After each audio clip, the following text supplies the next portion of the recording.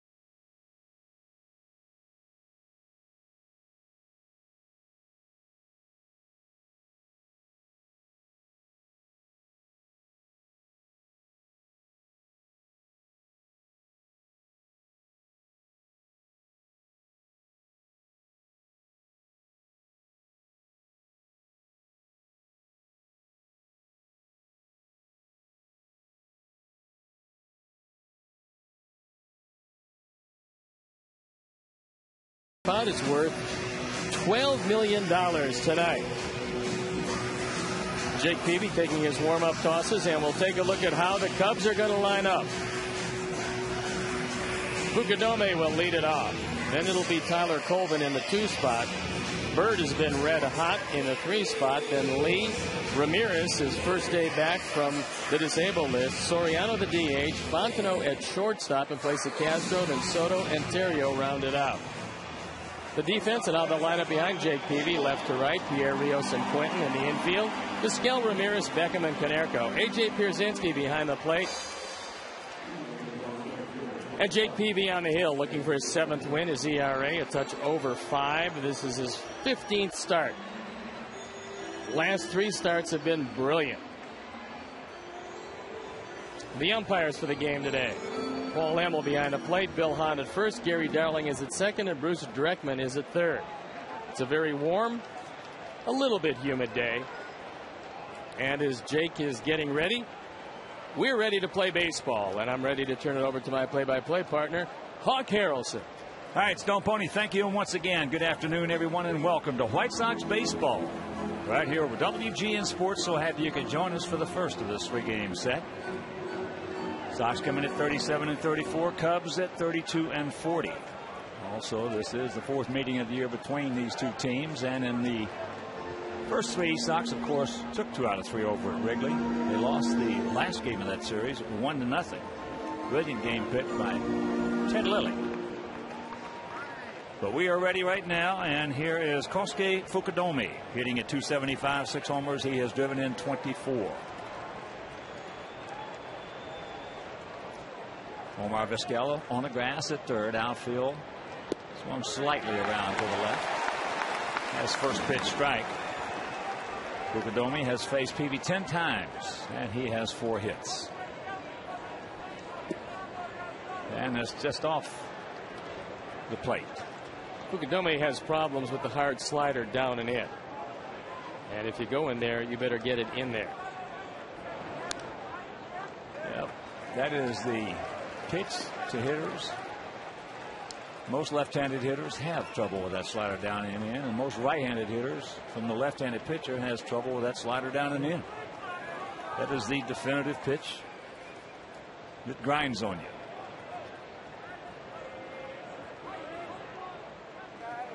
Looks like AJ and Jake having a little trouble hooking up.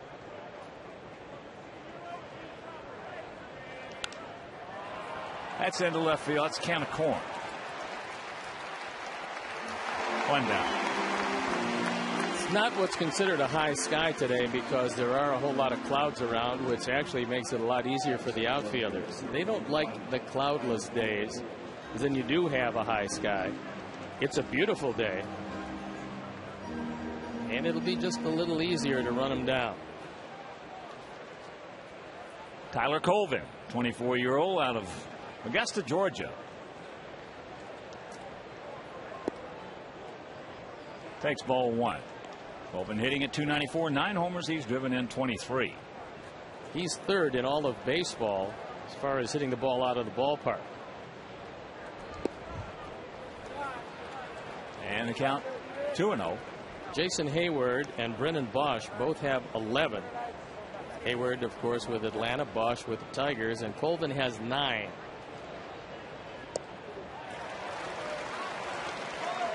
That was an excellent 2-0 pitch because, again, he cut it and he put it right in on the hands of Colvin. Colvin, for a youngster, has a decent eye, but he has a tough time with pitches inside. That one was away, and he flips it into the seats, souvenir left side. So the count evens at 2. And here at beautiful US Cellular Field, 330 down the left field line, 335 down the right field line, 375 in the gaps, and 400 straightaway center. Cubs coming hitting at 257 as a club with a 3.91 team ERA. And he just got a piece of that one. Their young shortstop, Starlin Castro, getting the day off. And Mike Fontenot, is playing shortstop. Now, he doesn't have a shortstop's arm, and maybe the Sox will be able to take advantage of that today.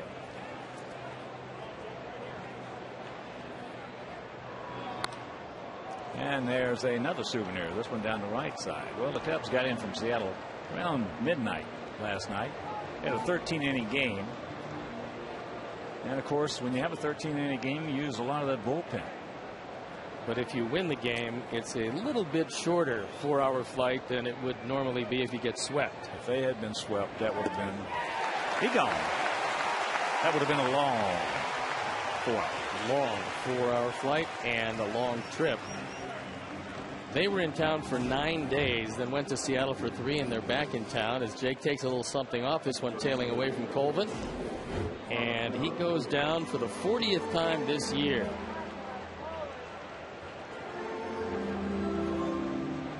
That'll bring up the center fielder, Marlon Byrd, having a fine season at 324, 9 homers, 35 knocked in. This is a good acquisition by Jim Hendry. He had a hole in center field. He filled it with Byrd, who's done a great job. Not only that, but on a team that doesn't have a lot of cost-effective guys, Marlon Byrd is a bargain at a little over $5 million. And the count 0-2. Sox have won 5 out of the last 6 games between these two teams and hold a 39-36 lead in the all-time interleague series. That's upper tank. And the count hangs. No balls, 2 strikes.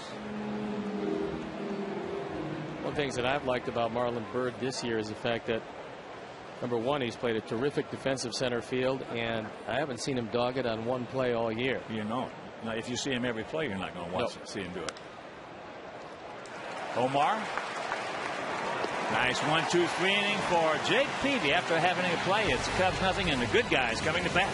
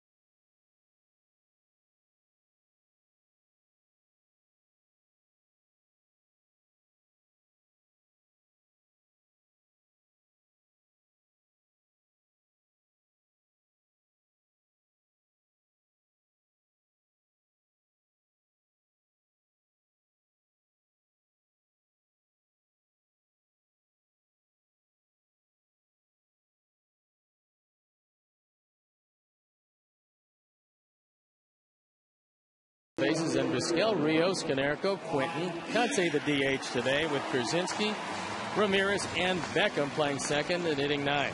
The defense behind Zambrano left to right, Colvin, Bird, and Fukudome in the infield. Ramirez, Fontenot, Terrio, and Lee. Giovanni Soto behind the plate, and Carlos Zambrano on the hill. ERA up over 5. This is his 9th start. He spent a stint in the bullpen. Batting average against him, .294, which is most unusual. That batting average against has gone up every year for the last 4 years. And before we show you our picks to click, you at home select yours as Juan Pierre looks at first pitch strike. Juan comes in hitting at .248, no homers he's driven in 9. He is 7 for 32 lifetime off Zambrano. And that's a fair ball right over the bag. Good speed aboard as he will cruise into second with a leadoff double. That's his 7th two-bagger. You don't expect that Juan Pierre is going to pull the ball, but Zambrano kept that ball inside. As you can see where Soto lines up, that's a little cutter inside, and he took it right down the line past Derek Lee. Juan probably doesn't know if it's going to be a fair ball either. Then he sees Bill Hahn and realizes that it's going to be at least 2. So a very promising way to start it off. And now Omar Vizquel is either going to bunt it at Ramirez, who's just back off the disabled list, or pull it to the right side. Ramirez in on the grass at third. And boy, you don't see that very often, but we catch a break. Well, yes. That's a big break. And I'm kind of surprised that Ramirez, when he saw Vizquel bunting, didn't just charge, because had he charged immediately, he would have caught this one. It falls in no man's land between Zambrano, Soto, and Ramirez, and there is a huge break.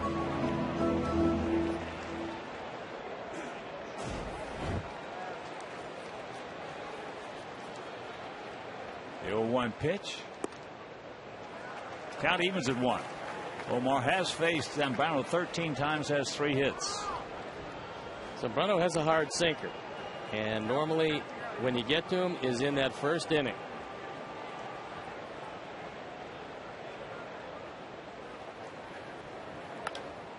And that has popped up into right field. Fukudomi has a good, accurate arm, gets it back in, so Vizquel cannot get him over.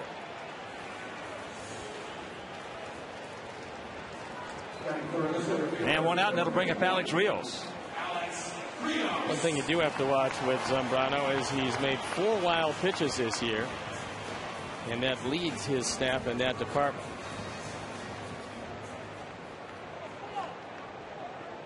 Alex hitting at .313, 13 homers. He's driven in 38.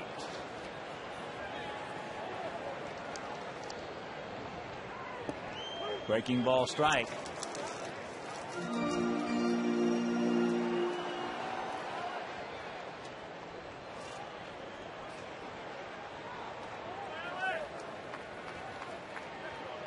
Outfield spread out. For the most part, they're straight up, about equidistant.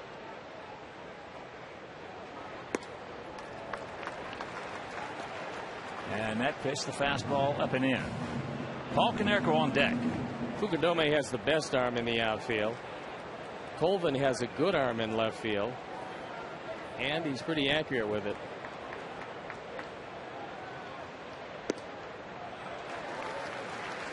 That 1-1 pitch inside, and the advantage goes back to Rios.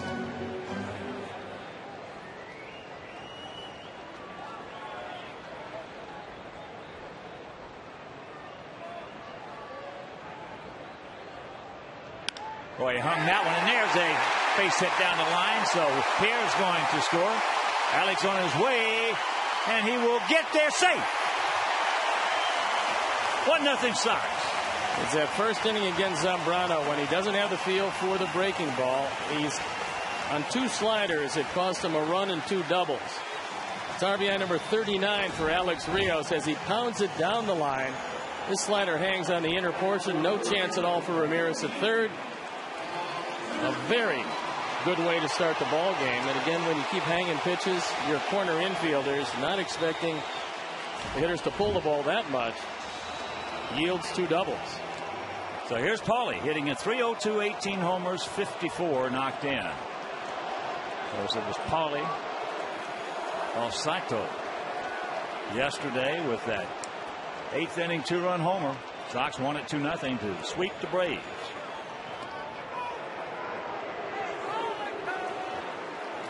With Fontenot and Theriot in the middle, and the oddity is that when they played at LSU together, this was also the double play combination, except Theriot played short and Fontenot played second.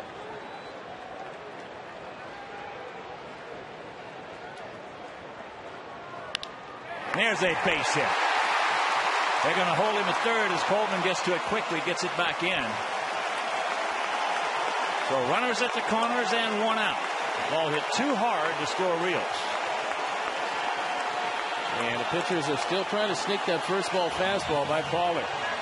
As long as they continue to do that, they're going to pay a price. That one right down the middle, moving toward the inner portion of the plate. They don't have a lot of range at shortstop with Fontenot. This is just a hard hit ball. Even Castro couldn't have gotten it, but Colvin gets to the ball quickly, hits the cutoff man, and now runners at the corners for a guy who's been driving in a whole lot of runs lately.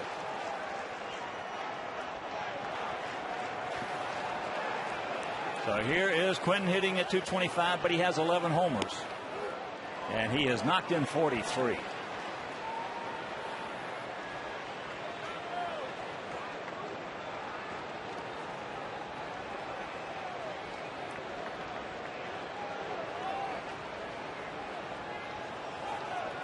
Outfield straight up, spread out. And he gets him on the inside, off-speed pitch, jams himself, fouls it back, souvenir right side, and the count 0-2. It's a big run 90 feet away. And this is where Zambrano many times will try to bury that slider. So Alex has got to come down the line on a good secondary lead. Ramirez isn't paying too much attention to him at third.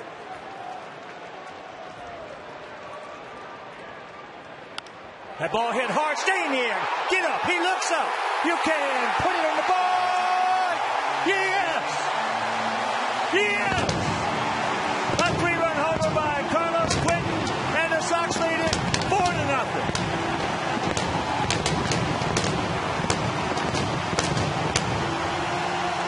And 46 are the power numbers for Carlos Quentin.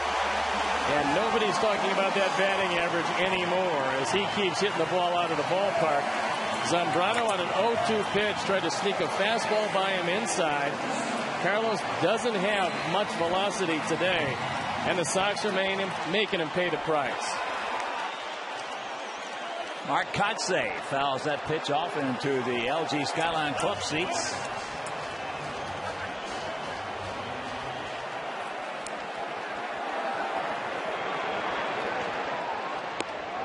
Checks it up and takes ball one.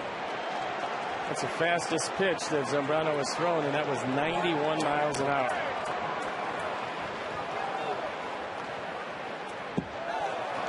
And the count 2-1. And of course, with that home run by Quentin, the Alex Nelius family will donate $100 to White Sox charities for every Sox home hit throughout the course of the season. That is number 79. So $7,900 donated by Alex Nelius in loving memory of Ursa.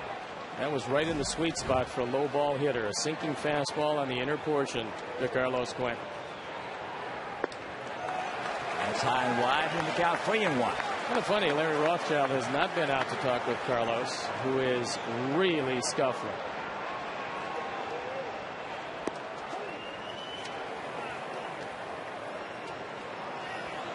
Full count.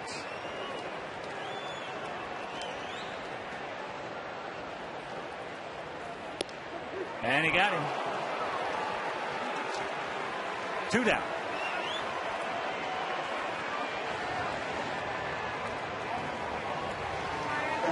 And let's check out today's Dodge picks to click. Jumanji, our director and the crew, went with Rios. That's good. Davey went with Juan Pierre. That's good. And J.J. Shearer and his son Tim and all the great folks at Ditka's and Lost Dunes and I, we're going to go with Canerco. That's good. So all 3 picks to click and clicking. AJ takes strike 1. Carlos throwing that fastball with a little more on it right now. That was a 93. There's a little backhand. And that'll do it, but not before. A big crooked number goes up on that board after 1. It is 4-0 Sox.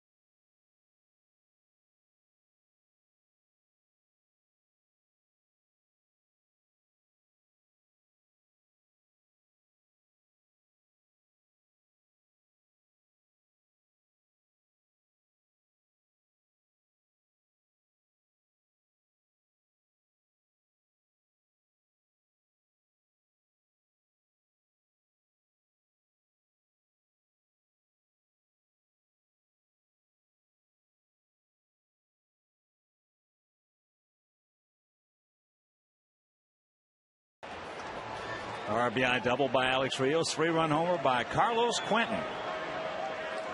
And here's Derek Lee. But this game certainly is not over. We have 8 innings to play, and Jake's got to treat it like it was a nothing ball game.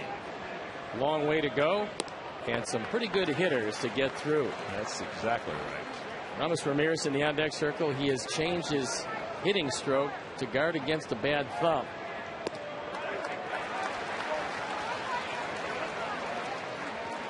Interestingly enough, Hawk, there was a nice article today on Carlos Zambrano and how he has calmed down somewhat. Well, Carlos, I don't think will ever lose his intensity.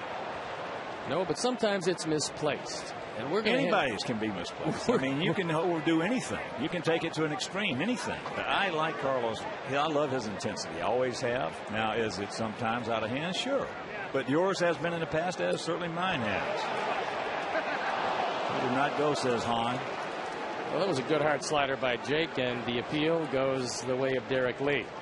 He's been expanding that strike zone recently to include a lot of those, and Tom Gorzolani loosening up. He gone. Now we'll take a look at how the inning ended last inning. Now watch Carlos stamp on first base. Well, this is one thing. He stamps on first base. Then in the dugout, Carlos comes in and he goes out of his mind, screaming at everybody, and notably Derek Lee for the first play he did not make when Juan Pierre doubled. Now the interesting thing is both Lou Piniella, and that would be an interesting battle because Derek Lee's a big, strong guy. He's not like Michael Barrett, and he's not going to get sucker punched in the locker room. But they separated them, and both Lou Piniella and Larry Rothschild took Zambrano into the locker room to have a talk with him. That ain't enough. Well, you better get a couple more. Lou and Larry are not going to handle Zambrano. But Gorzolani loosening in the bullpen leads you to believe that they're not quite sure how Zambrano's going to fare the rest of the way. He gone.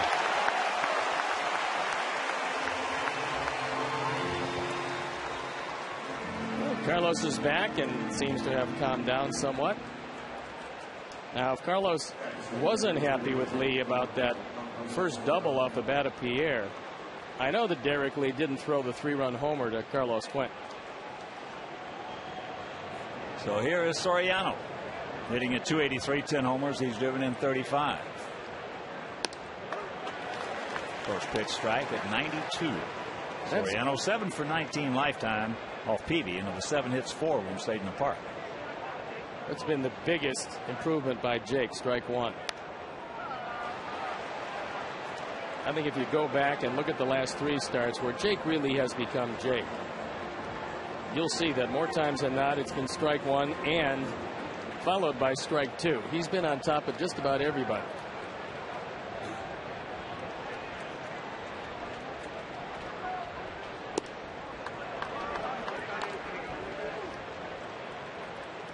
One and two the count to the 34-year-old veteran.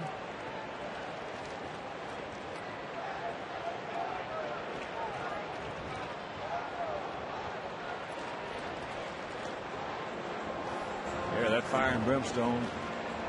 You can use it to your advantage, but you can also let it eat you alive.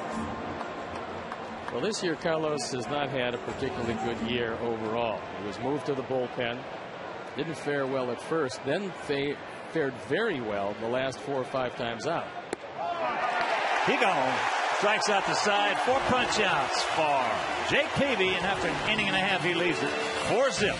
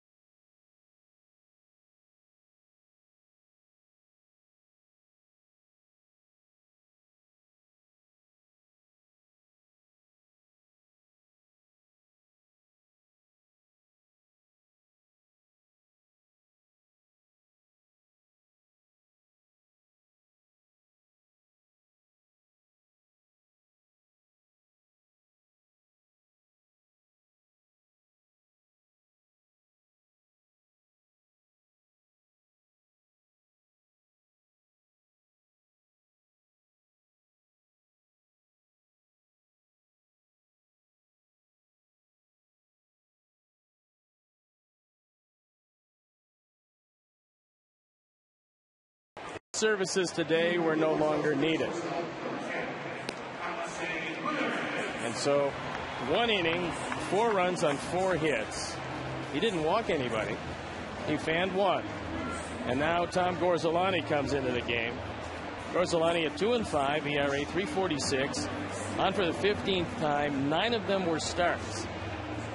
So he was one of the beneficiaries of the fact that Zambrano went to the bullpen in the first place. And now Gorzolani has done a pretty decent job out of the pen.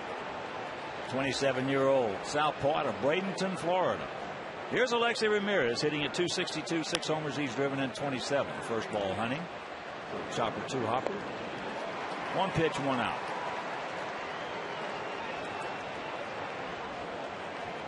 The Cubs have had terrific starting pitching. Let's throw out today's game, but overall the starting pitching has been very good. And they have a lot of starting pitchers. And one of the guys, if they do decide to move a guy, Tom Gorzolani could be a good young left-handed starter for somebody in his league. That first ball, fastball misses.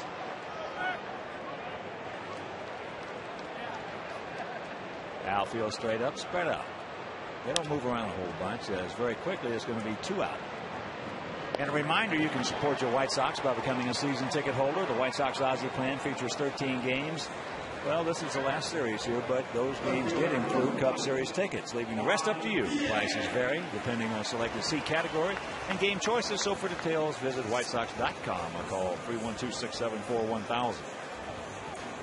They're in at the corners with Ramirez and Lee. Ramirez in on the grass about 2 or 3 steps. Lee wide of the bag and even with the bag at first.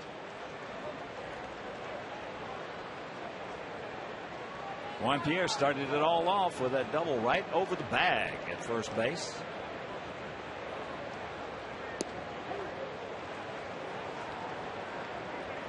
This is what started everything off. You see where Lee is playing, and he is well wide of the bag, as you would expect from a hitter who doesn't pull the ball very much. That ball got by him, and Lee had no chance whatsoever of catching that ball. None.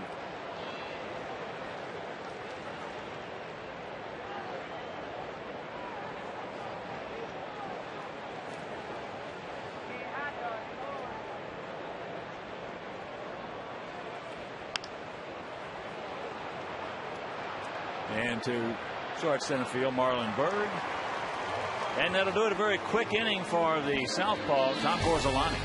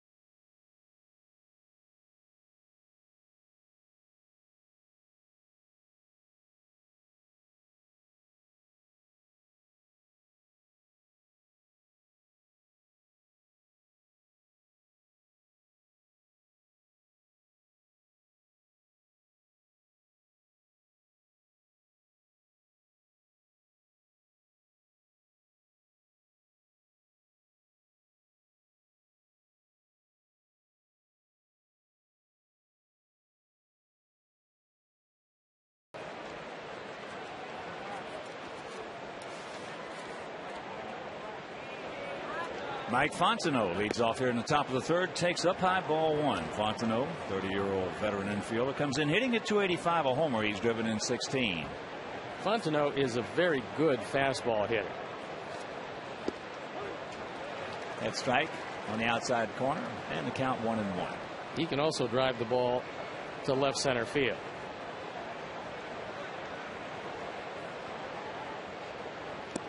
Pulled a string on him, had him way out in front on that change. Well, we have a moment. Big White Sox hello, shout out, happy birthday to John Muno.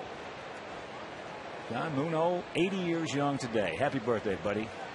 He is the dad of Jim Muno, who is one of our White Sox family members, a prominent member. And he gone. That is 4 in a row punched out by Peter. Today's U.S. Cellular text poll question, believe in something better, is which is your favorite White Sox jersey? The home pinstripes, the road gray, the alternate black. Text ABC to 97999 and watch for the results later in the game. Giovanni Soto takes strike one. Outfield straight up. And that pitch inside. Soto's been taking a lot of walks, and that's usually the sign of a guy who's starting to hit the baseball a whole lot better.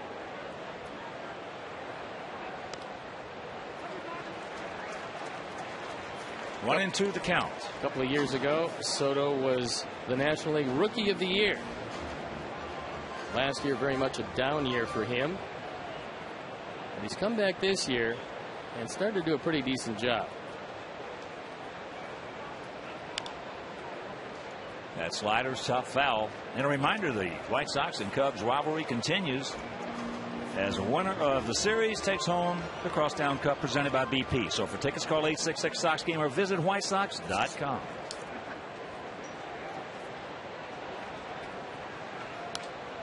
Fastball.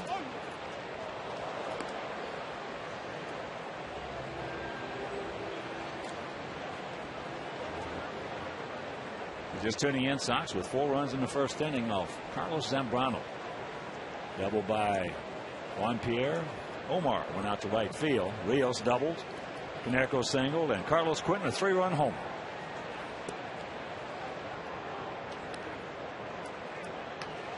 Last year, Soto hit .218. It was a very disappointing year for him, but he's made a big bounce back this year. Checks it up, fouls it off. Well, you brought out the key point. Usually when you see a guy who's walking a lot, he's seeing the ball well. Now, when you're seeing the ball well, it means you're pretty dangerous at the plate. And that's one of the first things that Ted Williams used to say. Take your walks. Take your walks. See the pitches. Take your walks. Soto's second on the team in walks. Just off the corner, full count.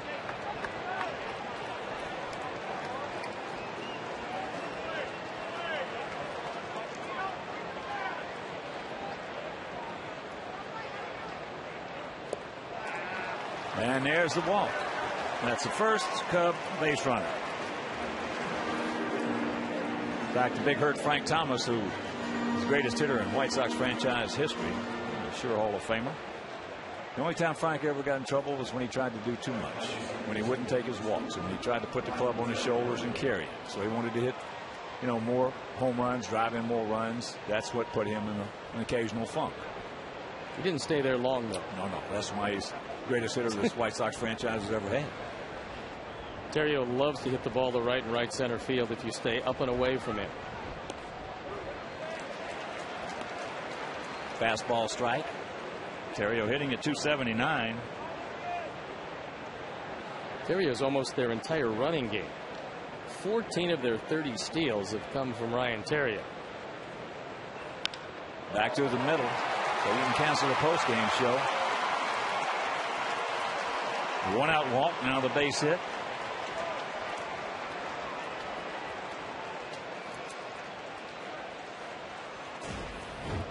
Terrio now hitting over 280, and this sinker out over the plate. Terrio takes it right back up the middle.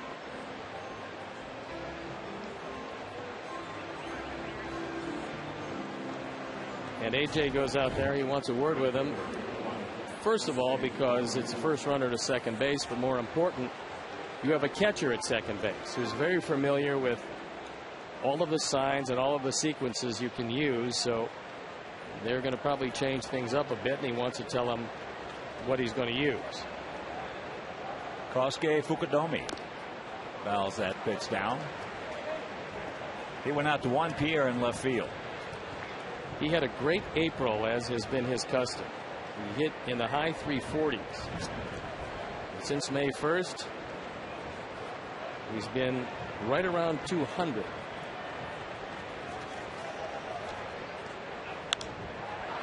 That ball into right center.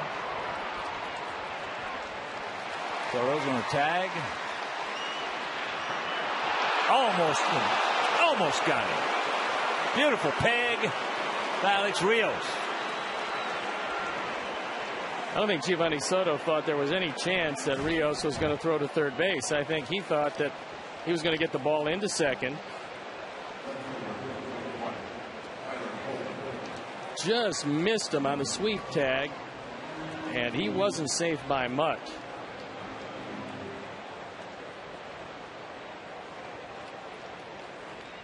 So here's Colvin. He struck out. One of 5 strikeouts registered by PB thus far.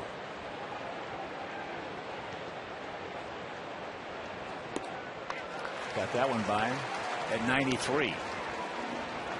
If you're going to throw that fastball, keep it upstairs, and you won't have a whole lot of difficulty. This guy's got power to all fields. Former #1 draft choice.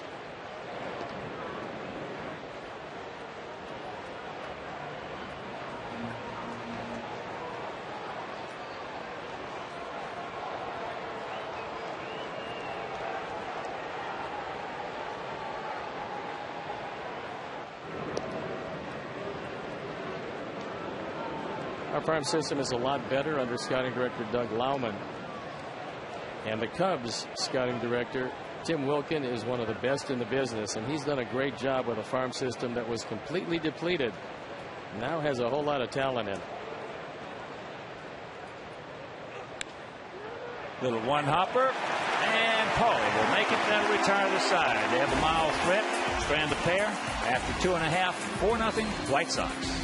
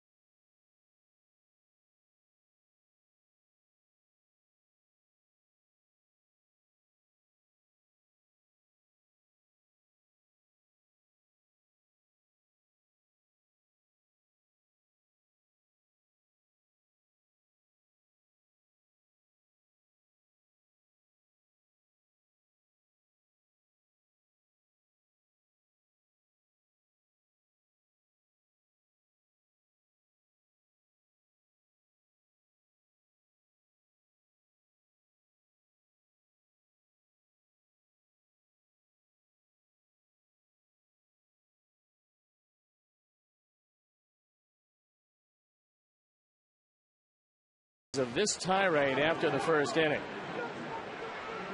And supposedly a new cool Carlos Zambrano airing out Derek Lee for not catching the first ball that was right over the bag. Well, boys will be boys.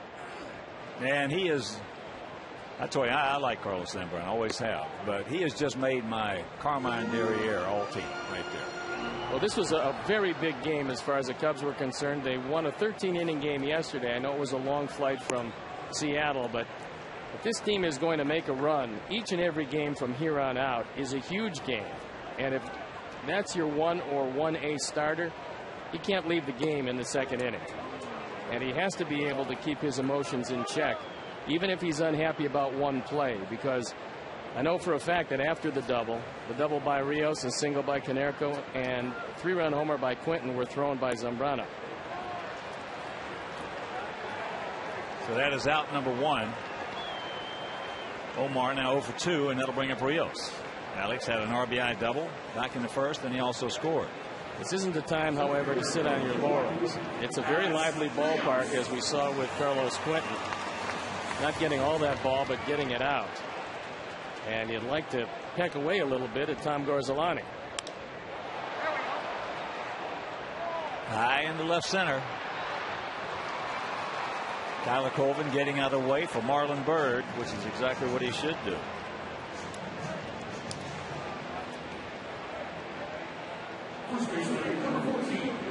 So here's Paulie. Paulie singled and scored back in the first. Paulie 18 homers, 54 driven in, hitting at 305 as he stands up to that dish.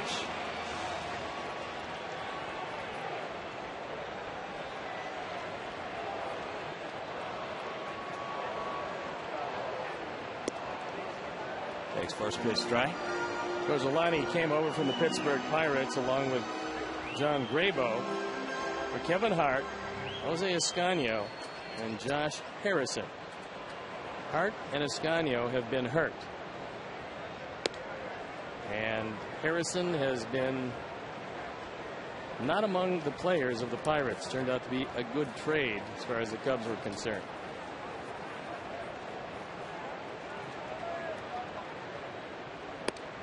Backdoors him. And the count 1-2.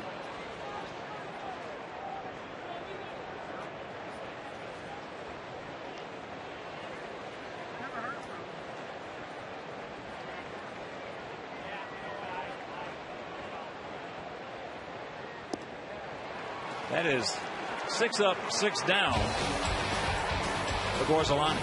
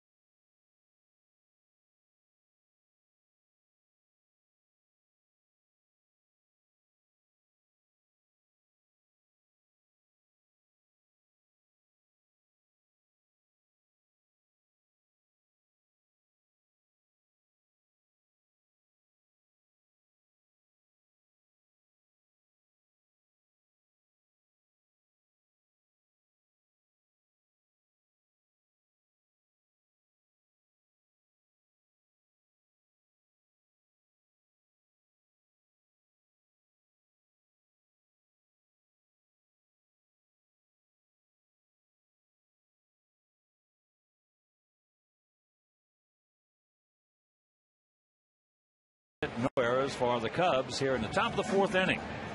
It'll be Bird, Lee, and Ramirez to face Jake Peavy.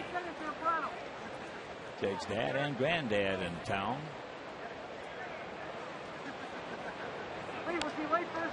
Jammed himself right there. Pops it up. Now Carlos will take charge, as he should. 1 pitch, 1 out. And that's a nice job by both players involved. Beckham has to go back, and he's going to take that ball until he hears the voice of Carlos Quentin, or, depending on where it is, Alex Rios. Much easier play for the outfielder, and Carlos made it. Derek Lee takes ball 1. He struck out leading off the second. Back in the second, Peavy struck out the side. He has 5 punch-outs. Derek pulling his head just enough. He's having a hard time with coverage, especially on breaking balls away.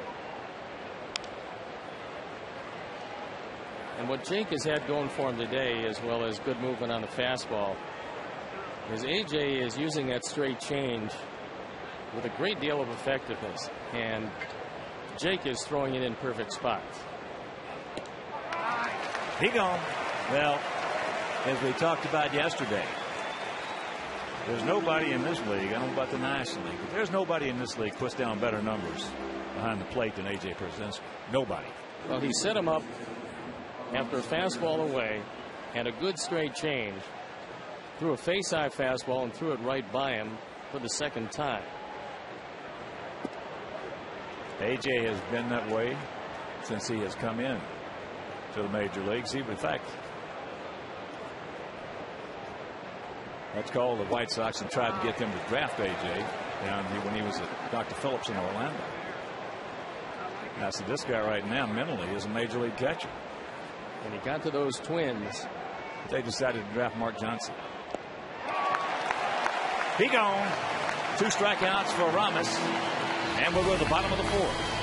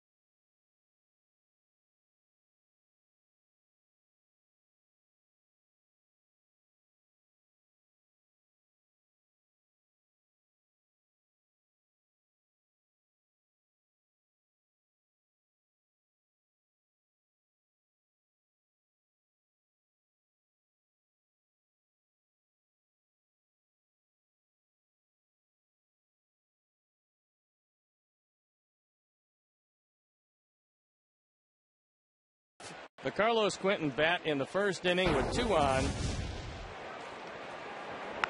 Carlos gets all of it, his 12th. He's now driven in 46. It gave the Sox a 4-run lead. And Zambrano was the last 2 more hitters. And that is foul. Souvenir right side. Of course, Alani's been pretty good since coming in. He throws across his body, meaning that his lead foot steps closer to the first base side than it does to the third base side. But sinker ballers can do that. That's low. If you're going to throw in the mid-90s and do that, your arm's going to probably see some surgery before it's over. And the count 2-1.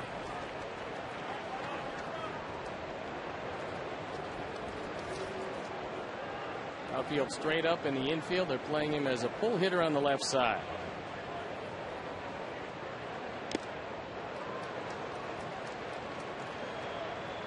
Two balls, two strikes to Quentin. He's turning in. Sox with 4 in the first.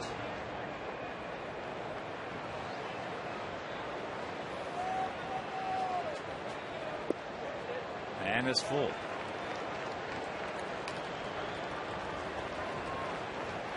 Arcance in the on-deck circle.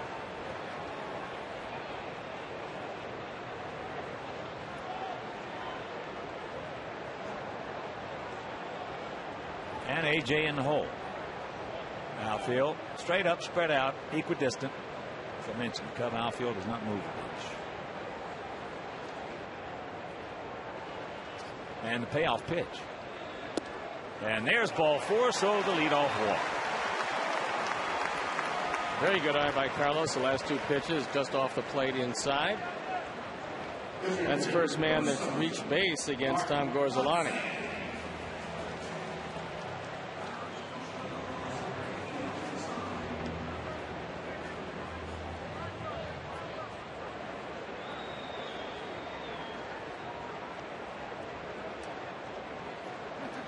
Margot for 1 struck out, called out his first trip. And there's a chopper over the head of Omer Munoz.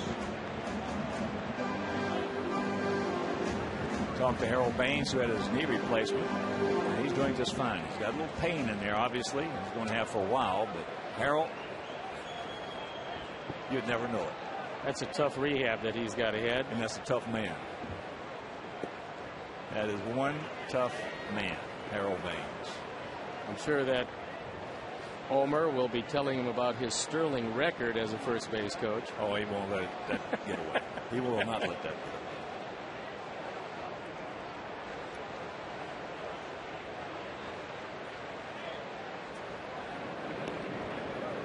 Almost threw that ball away as Derek Lee had to reach over the head of Carlos Quentin. Stop that one from going into right field.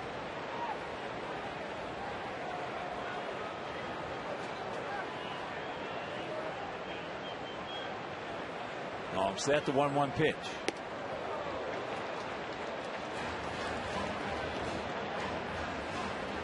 And you can visit the official online shop of the White Sox. Browse the largest selection of official gear, including the latest apparel, nostalgic memorabilia, and authentic classics for the whole family. Get your gear from the official source. Shop at WhiteSox.com, except no substitutes.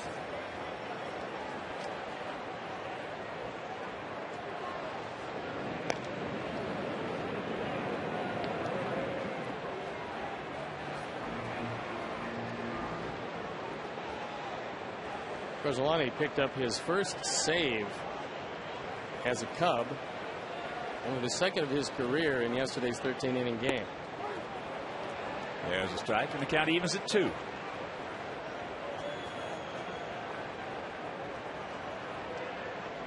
on, Mark.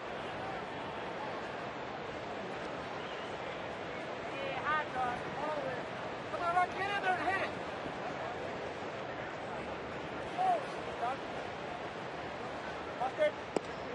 Good eye. He did not go. Giovanni Soto was trying to convince Bruce Dreckman that he did indeed swing. I saw the look that Bruce gave him back. What, are you kidding me? He did not go.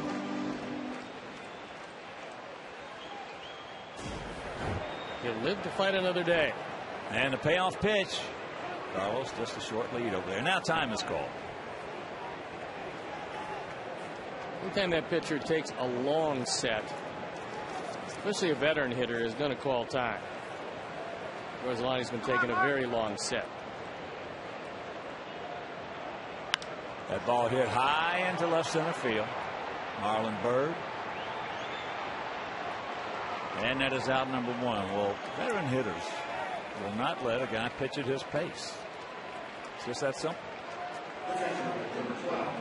If the guy wants to work slowly, then a veteran he'll make him work more slow.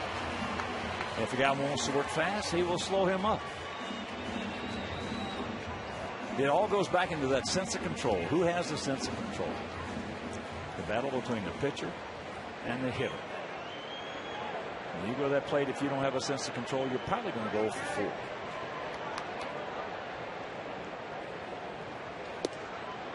One of the things that makes this a fascinating game is the fact that it is indeed a team game played around the confrontation between pitcher and hitter on a pitch-by-pitch basis.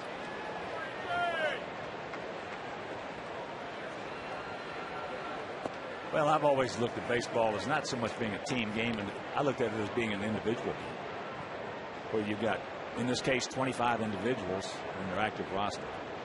And if they all know what their job is and do it individually, then the end result is a combination of the individual efforts evolve into a team. That's up high. Now you can get situations, what we all know and we've seen for years, all our years in the game. It's no point, you and I, where you get guys who could care less about anything except their own numbers. Usually they play on teams that are up the road. Yes. Not on winning teams. And the winning teams that both of us have been involved in. A pretty good idea when they got a player in my age through either free agency or trades, and your age through the trades, just exactly what type of guy he was. That is foul straight back underneath us. Well, it was easier in my time zone for them to have a little more of a psychological profile than they do today. First of all, they could get more from the scouts because there was no draft.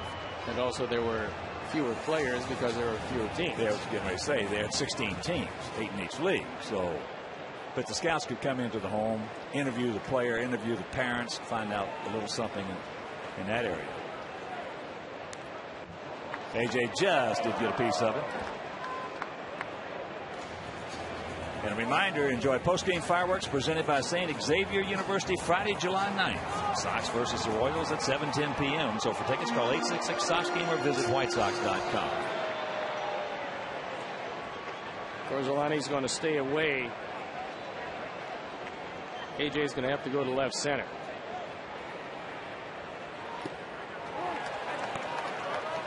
Just able to stay alive that time.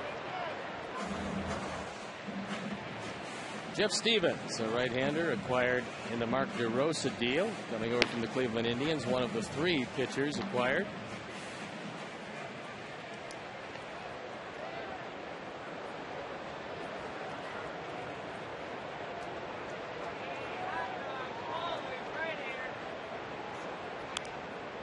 AJ just underneath it. He's had a couple of good pitches to hit and just fouled them off.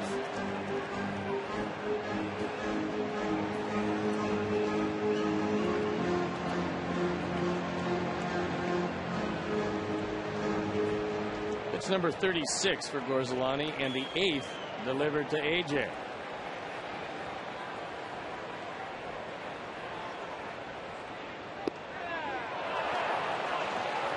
Got him, 2 down. Made a good pitch on.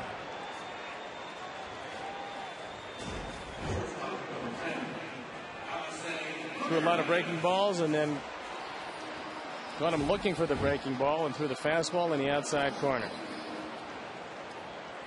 So here's Alexei. He grounded out on the first pitch he saw from Gorzelani to the shortstop.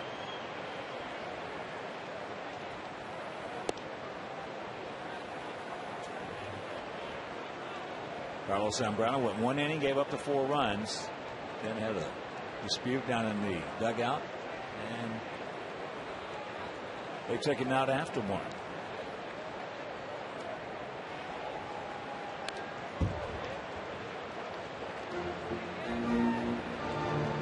Gorzelani, who was a starter for most of this season, Now finds himself out of the bullpen, but he's not used to going 2 days in a row. That's one of the reasons why Stevens is throwing in the pen. As the Cubs went 13 yesterday in Seattle, and Gorzolani was involved in that one.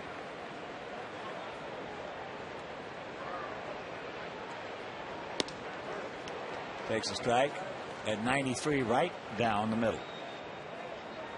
Well, that was, we were talking in the pregame show with Dan Rowan about how the scheduling, who you're playing, when you're playing them. You catch some teams that are hot, you catch some teams that are cold. I remember back in 2000, one of the defining days of that season outside of the altercation with the Tigers, which was the defining day, was at the All-Star break. Not the All-Star break, excuse me, the last game of the interleague play with the Cubs in the Crosstown series. While we were playing the Cubs, Cleveland, who was red hot at the time, they were playing Cincinnati. They went 15 innings that day. And we were going to leave after that game to go to Cleveland.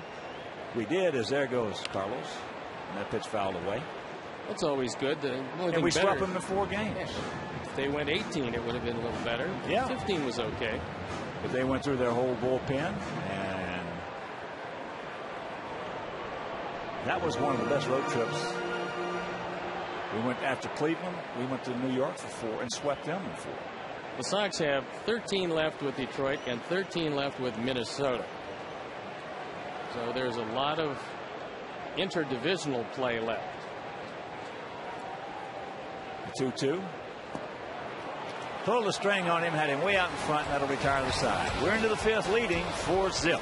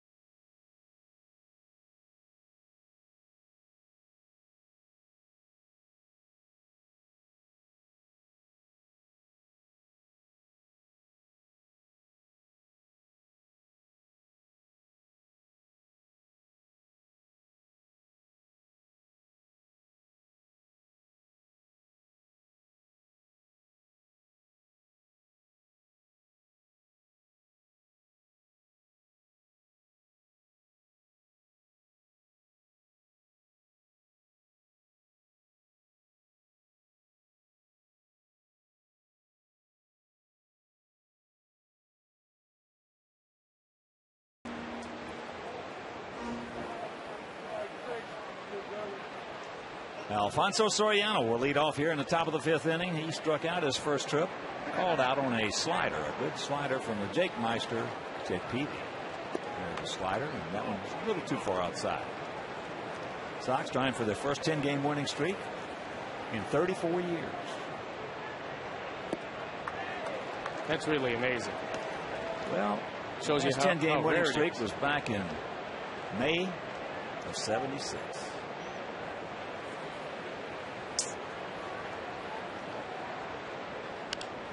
Slider. Well, you can throw a fastball by Soriano if you keep it up and on the inner portion. Yeah, if he can throw it right by him right now after the sequence we just saw. Well, he's done a little better job this year of laying off breaking balls in the dirt. He'll still go after it, not quite as often, and here's the high heat. A little too high, a little too inside.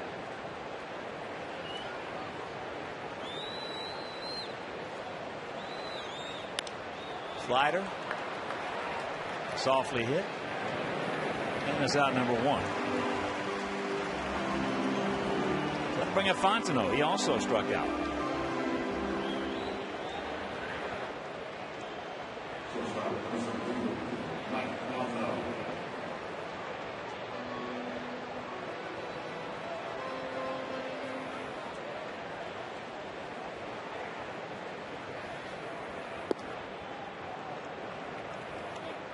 Doesn't seem like a big thing now, but it will, as the shadows will about a half hour start creeping across home plate, and then the visibility will really decrease, so you have to have the lead at that point. Well, there's what he's talking about, and especially with a guy like Peavy who throws a lot of sliders. Fouls that back, but in this 9-game winning streak, people are saying, well, what caused it? What turned it around? And as we have been saying all year, first issue in baseball is catch the ball. That's number 1. I don't care how good your pitching is. I don't care how good your hitting is. If you don't catch the baseball, you lose. And in this 9-game winning streak, how many errors do you think the Sox have committed? 9-game streak. It's been close to flawless. Yeah, just one. Just one error. I think in the 13 of 14 they've committed 4, but it pretty much coincided when Omar Vizquel took over at third base. I think number 1, he has a very calming effect on Ramirez at shortstop, and I think he really helps him on a pitch-to-pitch basis on where to set up. Tries to nail him inside. Well, the one error was that when Alexei stuck his finger into the ball and threw it away at first. But Alexei has just been brilliant out there at shortstop, and the elements in the baggage is there's a little pop up. Carlos, yeah, nice catch. 2 down. It's okay to make that slide, but the key on the slide is to make sure that your head does not bob up and down. And if you look at Carlos, he makes the slide, but take a look at his head. It's right there on the catch. It doesn't move. That's why he was able to make the play rather easily. Here's Soto. Fouls it back. He was the first Cub base runner back in the 3rd with 1 out. He walked.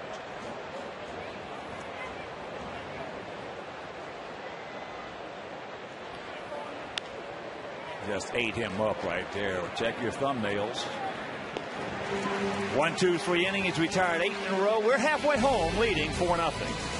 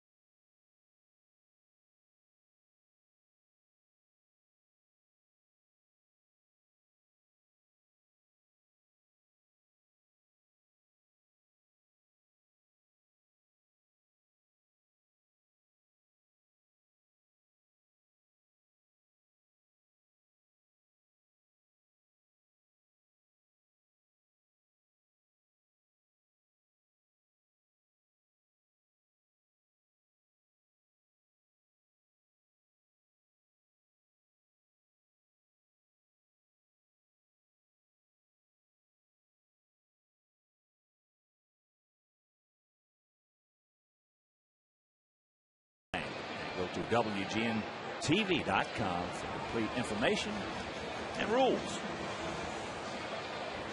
Jeff Stevens continues to throw in that bullpen, and you would think that if this inning rolled around to the Rios, Canerco, and Quinton threesome in the middle, Stevens would come in, but Gorzolani's been brilliant. That ball hit deep. Coleman back, looks up, you can put it on the ball. Yes! Yes! Number 2 for Beckham, and it's a 5-0 ball game. Last home run, I believe, was back on April 11th. And let's see what they do in the dugout. Probably give him the silent treatment, I would assume. Yeah.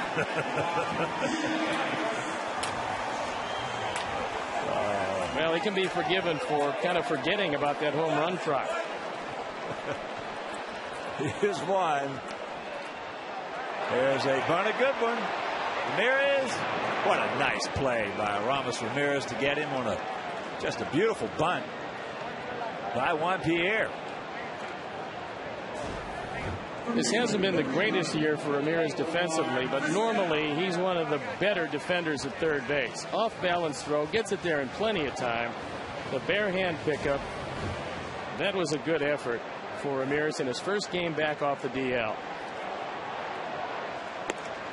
Omar 0 for 2 today.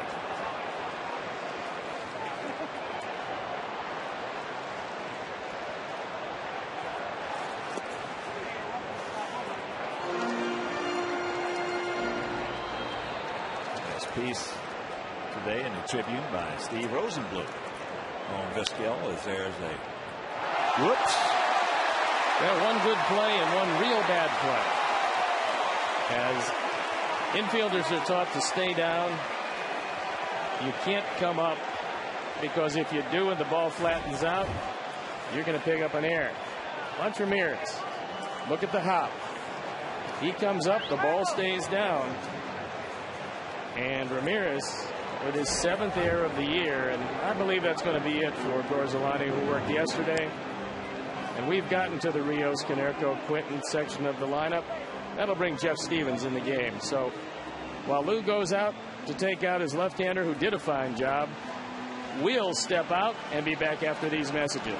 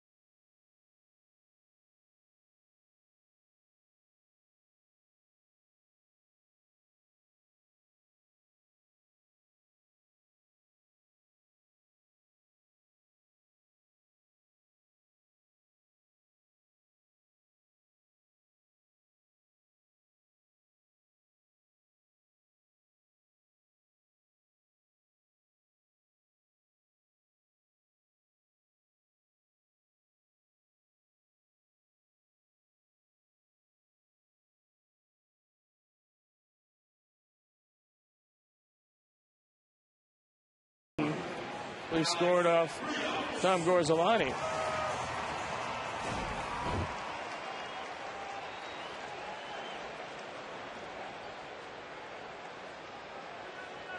Very lively day, and this one leaves the yard. So Jeff Stevens comes in the game.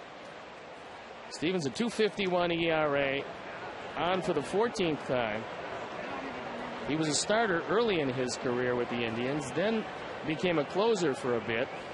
now working out of the bullpen and doing a pretty decent job. Talked about him coming over in the Mark DeRosa deal. Unfortunately for Mark DeRosa, he just had a second wrist surgery and he's lost for the year. And here's Alex Rios, who had a big hit, an RBI double with 1 out in the first inning as he takes a breaking ball strike from Stevens. Alex now 18 doubles, 1 triple, 13 homers, and 39 RBIs on the season. Konerko on deck, 5-5-0 for our Sox, 0-1-1 for their Cubs.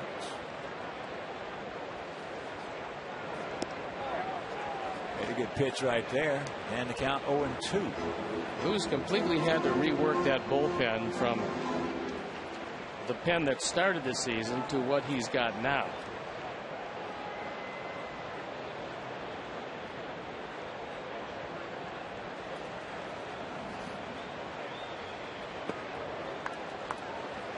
He had 4 youngsters early in the season.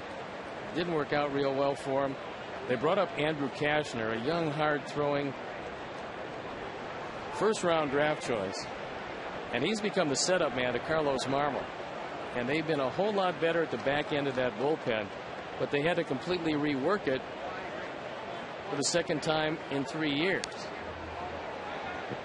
It's fouled away.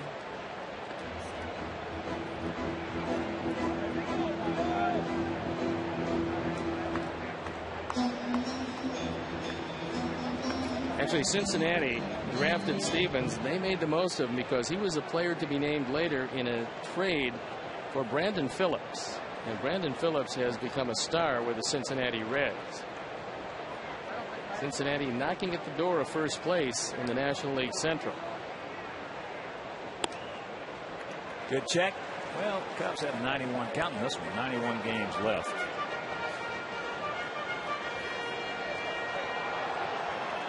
And they've got 10 left with Cincinnati and 12 left with St. Louis.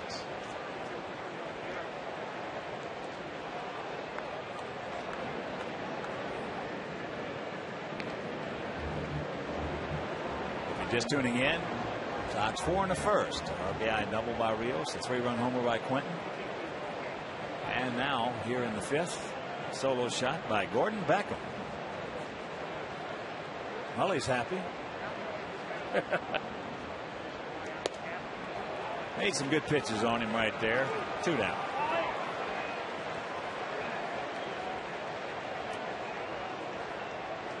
There's a look at Gordon. And Gordon Jr., Sully, Gwen and Grace are happy too. Parents and sisters. And of course Gordon's pretty happy himself. Well, even though he doesn't look. Through all of the trials and travails, he's still done a pretty good job out at second base. A brand new position for him. And especially during this streak, every time he's been called on to turn a double play, he's gotten the throwaway and turned the double play. Here's Pauly, 1 for 2.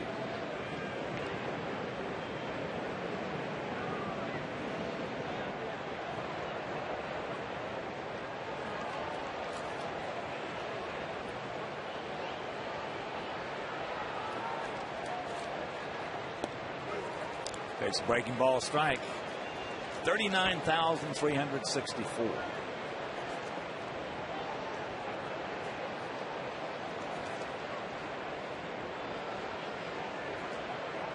On John Munoz's birthday.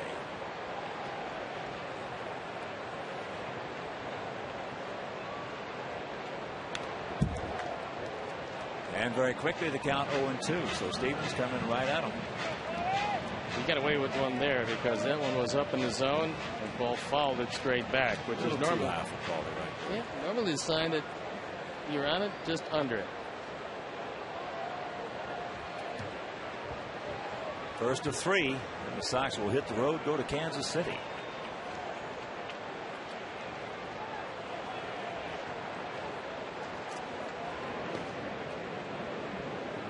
Kansas City for 3.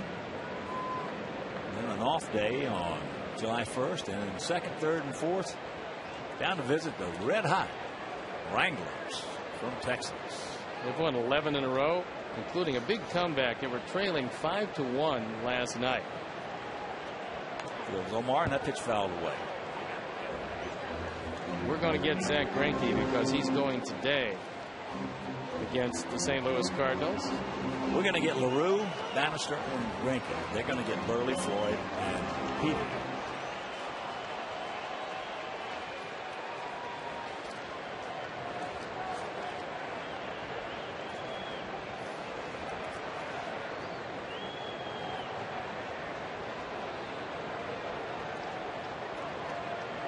Bail him out. Go again, Omar. Let him have a new count.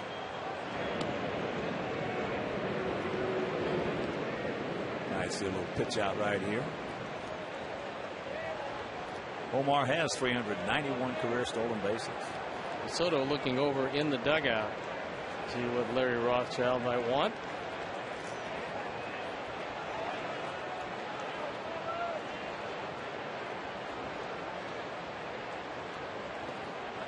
In the dirt. There he goes.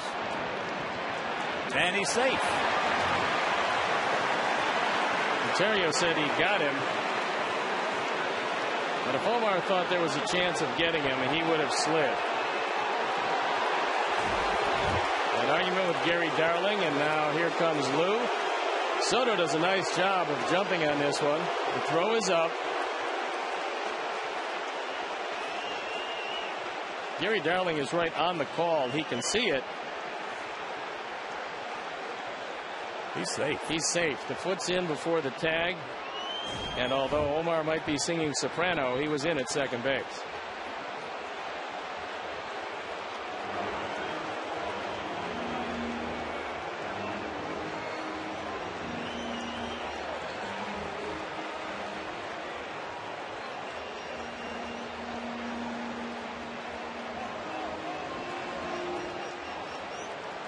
It's going to go as a wild pitch. That ball was in the dirt. Soto did a terrific job to make it that close. Foul pitch number 2 for Stevens. And now pick him up, Paulie. 5 runs on 5 hits. Ball hammered, just fouled. Dead. Hanging slider from Stevens. Looked a lot like the hanging slider that Zambrano threw Rios in the first inning that went right down the third base line for an RBI double.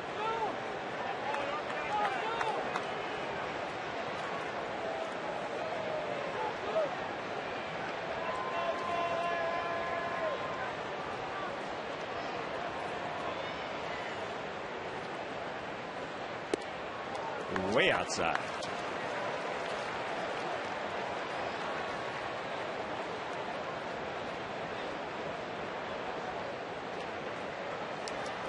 Look at Carlos Quinn, who's one of the big reasons why there is a 5-run lead. 3 of them came off his bat with a 3-run homer in the first inning.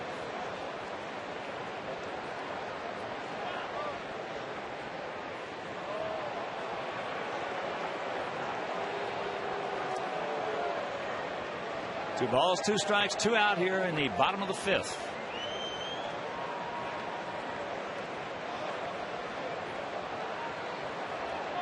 Six-year-old right-hander from California, Jeff Stevens.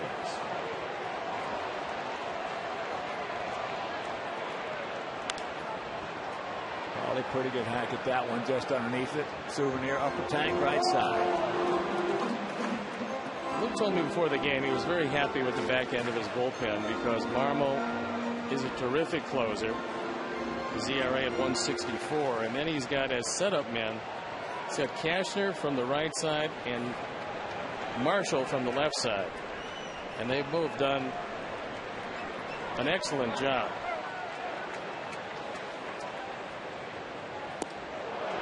Took a little something off that breaking ball. The curve got him. But the home run by Gordon Beckham will go to the 6th, leading by 5.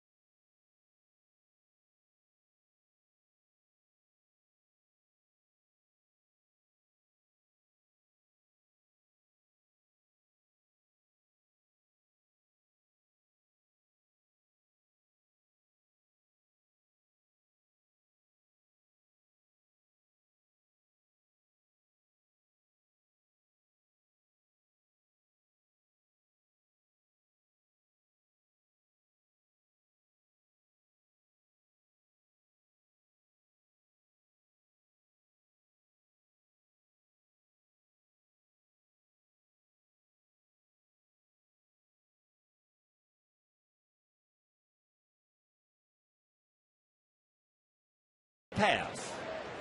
It'll be Terrio, Fukudome, and Colvin to face Jake Peavy. 5-5-0 for the Sox. Breaking ball strike. 0-1-1 for their Cubs. Last inning was a long inning, and hopefully Jake, who sat on the bench for a long time, is loose. After Terrio was the only hit of the day, go back through the lineup for the third time.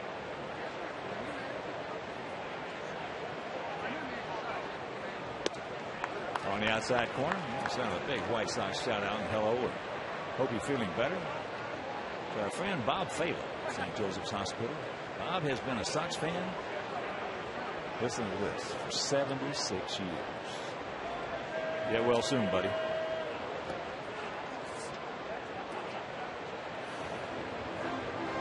Become a Sox fan at the age of 40. 76 years, Sox fan. That is a long time. He's seen a lot of good and a lot of bad in 76 years. Here is the 2-2. He gone. 8 strikeouts for the Jake Meister. Jake came in with an ERA in the mid-2s lifetime against his Cub team. Took something off that slider, kept it over the middle of the plate, but down. Terrio goes down.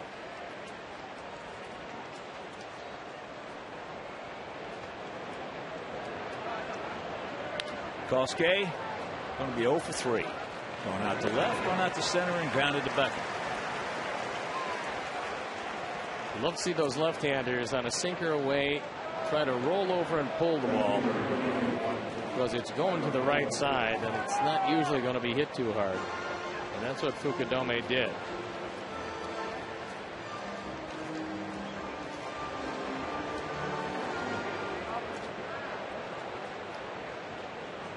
Tyler Colvin has struck out and grounded to Konerko.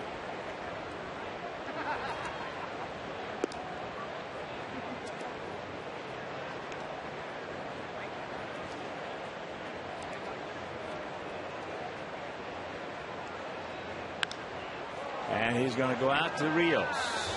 Nice inning for Jake Peavy. He is now retired 11 in a row, and he leads at 5-0.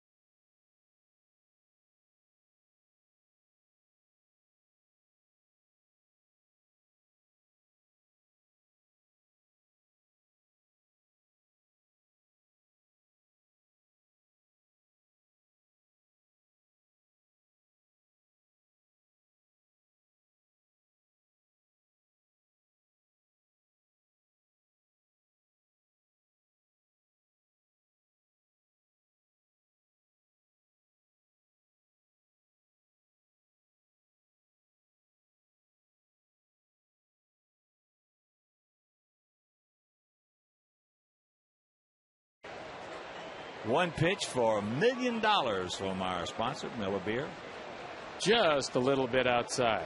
Matt, keep that day job, buddy.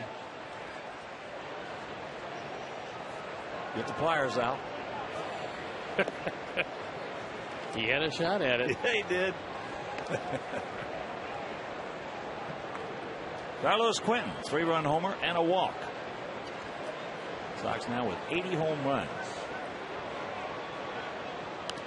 He does foul back, so that's $8,000 donated by Alex Snellius in loving memory of Ursula for White Sox charities.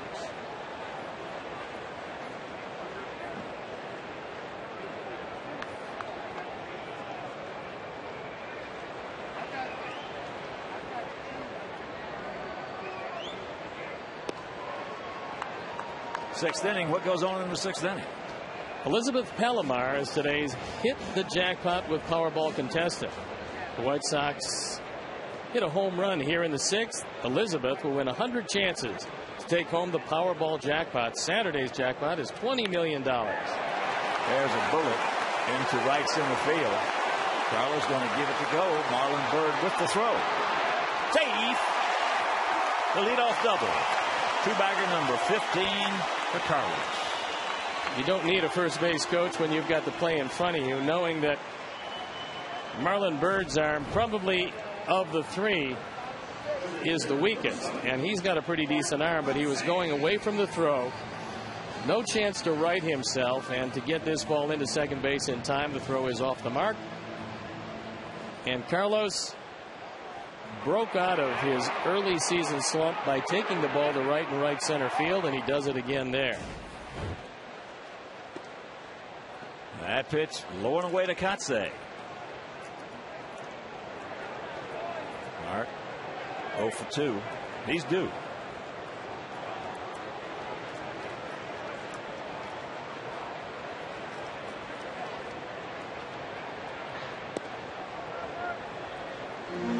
And the count 2-0. Brzezinski on deck. The shadows are getting closer, but still the visibility pretty good. So he hit it at the very least, Mark, to the right side. He does, but it's a little too far right. He tried. He took a high and away fastball and hooked it.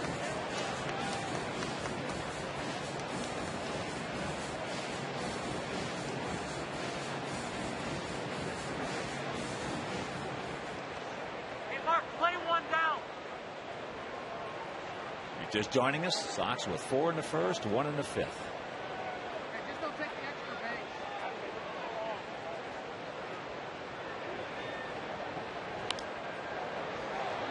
And the count evens at 2. And the first 25,000 fans in attendance at each home game will receive a New England Coffee game card redeemable for $2 off your next retail purchase from New England Coffee. Family coffee roaster since 1916. And that is a home run for Chicago.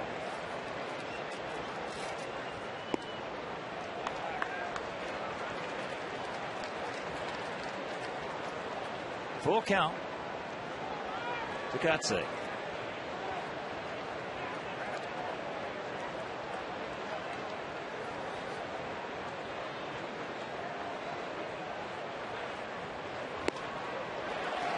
First 2 men aboard.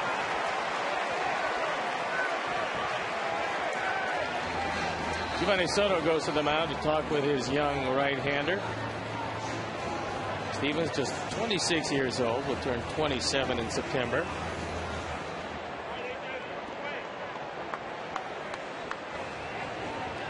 Nobody up in the pen, as a 13-inning game will deplete your bullpen in the first place. That's what they did yesterday before flying here from Seattle. And so with Garzalani going 3 1/3 innings after a disastrous 1-inning start by Zambrano, they're going to try to get as much out of Stevens as they possibly can.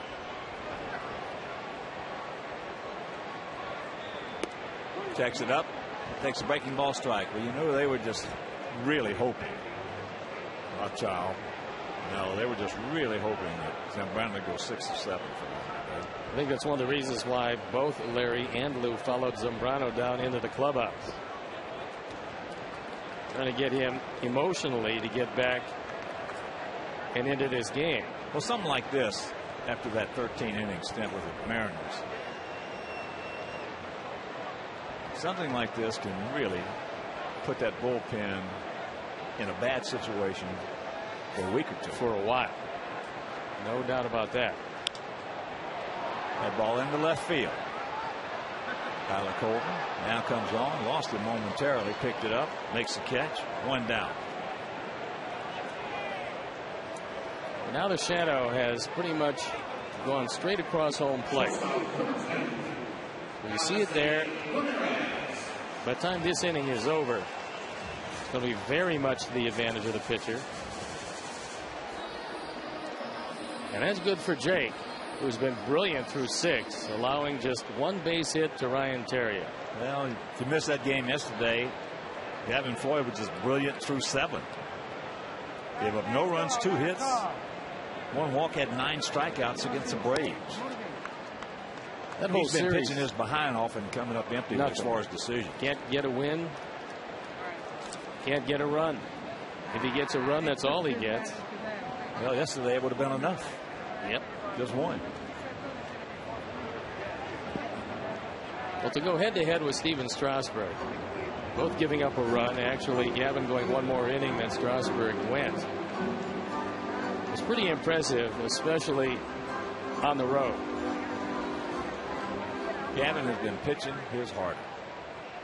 4 straight, just outstanding performances. And he had to against Derek Lowe, who was equally as unhittable. He's solid. Derek is just solid. Doesn't have that quote best thinker in the game anymore, but he's still got a good one. But he knows how to pitch and he's not afraid. Our hitters, get out of a jam. Our hitters were saying that ball was moving sometimes 6 to 8 inches. Yeah. Not only just sinking, but moving away from the left-hand hitters. Well, at one time, as we talked about yesterday, he had the best sinker in baseball.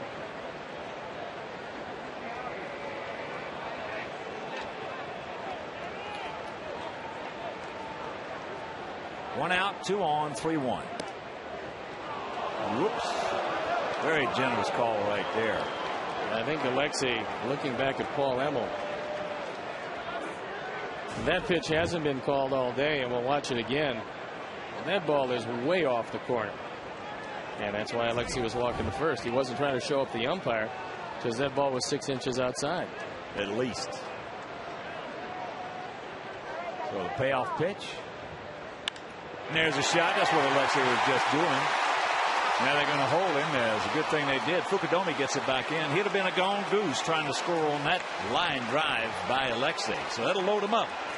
The one thing you don't want to do is run against Fukudome. He's accurate, but by far has the strongest arm in the outfield. And now Larry Rothschild's coming out to talk with Stevens. A little cutter on the outside corner. Just cut right into the middle of Alexei's bat. And since his defense has picked up, his offense has heated up with the weather because he's swinging the bat real well. So Rothschild has had his say. Soto is out there talking with him. And they'll have to face the home run hitting Gordon Beckett.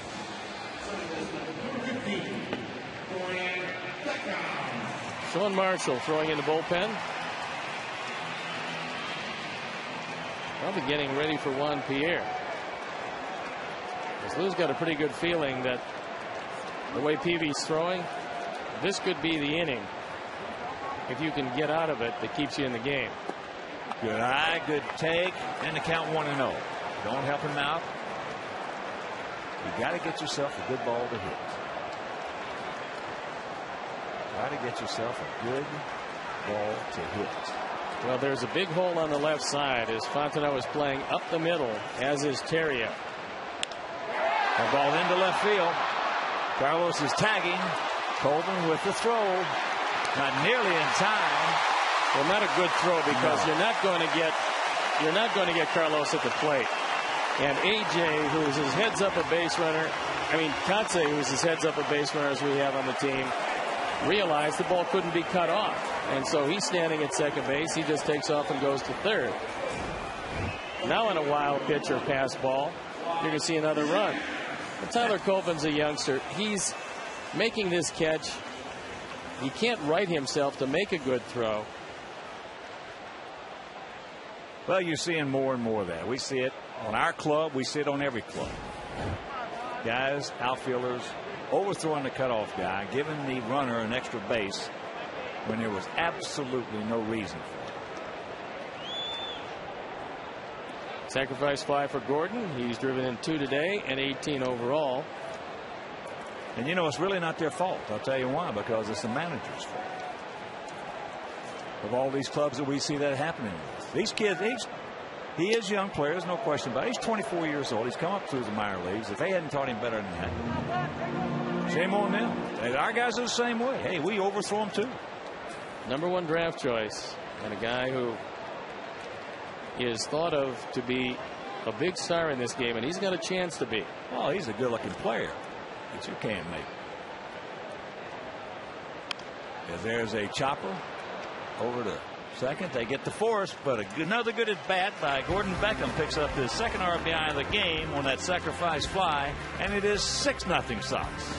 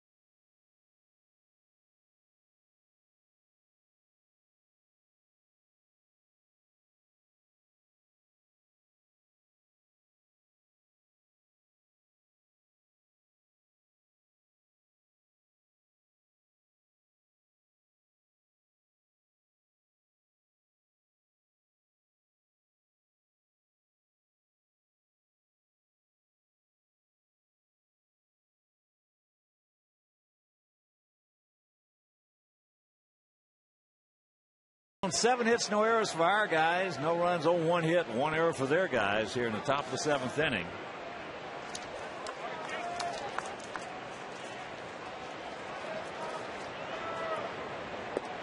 First pitch strike to Marlon Byrd. Byrd has grounded to third, and he has popped up to right.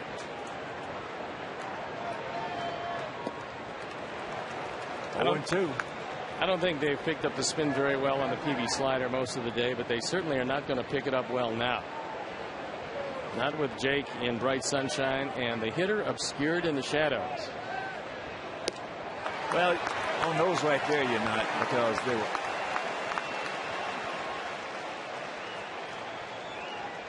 Quick, late breaking. He's had a good slider today, and that's his 9th strikeout. Well, Marlon Byrd's a good hitter. He misses this ball by a foot. There's no way that he saw the spin on that. No, when the guy, as we talked about that earlier, the guy with a good slider. Now you see that one was down. The only way you can pick it up is if the ball's about letter high, or a hanger, so to speak. But Jake got away with a hanger at that time, and a called strike. That ball hit hard. Nobody's going to get that one. So Derek Lee, as Rios quickly gets it over and in. So that's just the second hit given up by Peavy. And that was the second hanger in a row, and this time, see the location right over the middle of the plate. And Derek Lee crushes it. There's a lot of talk about Derek as a possible trade candidate. But he, like a few other of these Cubs, has a blanket no trade. He has his first pitch strike to Ramos Ramirez, who is 0 for 2 with 2 strikeouts. He only had 2 games of rehab with a different grip on the baseball bat. And that's got to be one of the toughest things in World Hockey. You have the same grip, and all of a sudden you get a terrible bone bruise, and try a new grip and try to hit with a new grip after all of these years of hitting with that other grip. It gets to your head, too. It does. You start thinking about it, and all of a sudden now your thought process that this guy's a heck of a hitter. I mean, he's been a great hitter. He is. And a great run producer his whole career. You know, against us, he's a .341 hitter with 11 homers, 30 RBIs in just 34 games. So he has a great thought process, and he has beaten us a lot of times because of his ability to go to right field. Right now, it looks like he's got no chance to go to right field. 5 times he's driven over 100 runs. Strike on Ramirez on Alexei. Bobby Howry loosening up in the pen. Full count.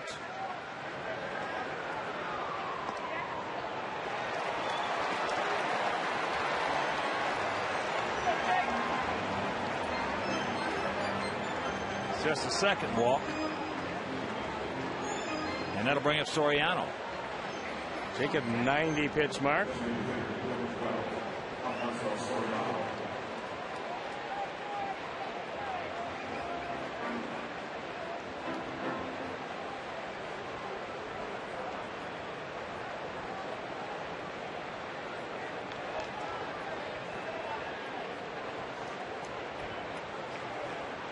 Soriano was struck out, and he's popped up the second. High into left field. They got away with another one right there. Right now the slider is starting to hang a bit, which is a sign of a bit of fatigue. Well, you know, watch this one right here. He's getting the ball up. It's just rolling, spinning, so to speak.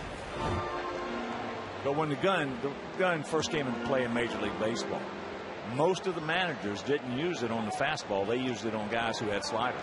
And when that slider started getting down a mile or two, that's when it started hanging. That's when they would get them out of there. They did not use it to gauge the speed of the fastball.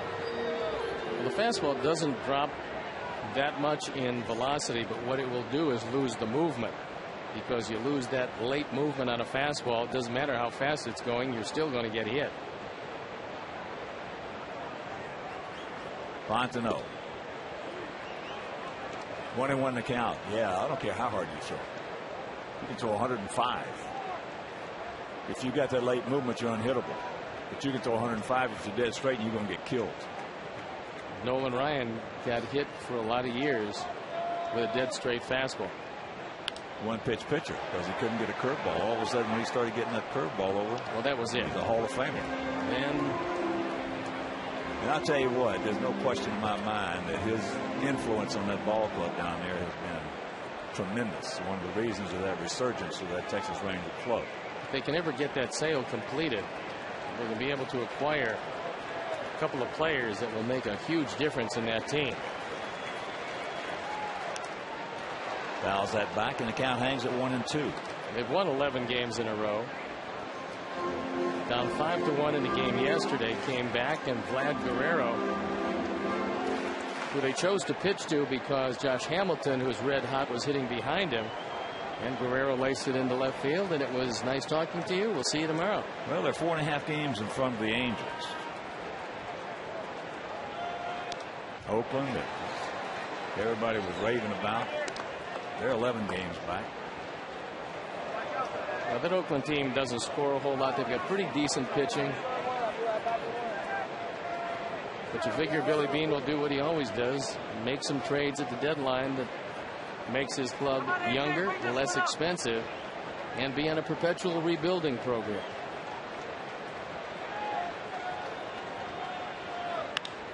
Ball hit hard. Knocked down by Beckham. That'll be a base hit, and that'll load him up with 2 down for Giovanni Soto. That was another slider. And Fontenot hit the daylights out of it. Gordon did a terrific job of making sure it didn't leave the infield. And I think they got to keep a close eye on Jake Peavy at this point, because he's hanging way too many sliders.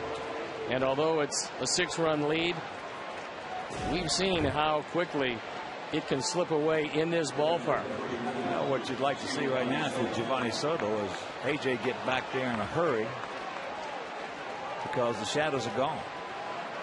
Yeah, with the clouds now covering everything up, the visibility becomes very good. And Jake has got to make some good pitches to a guy with a lot of power. You got that breaking ball. That slider in a bad spot. Inside corner. Got away with it. Ground ball. Gordon is there. Yes. Pitches out of it. 7th inning stretch. Sox lead it by 6.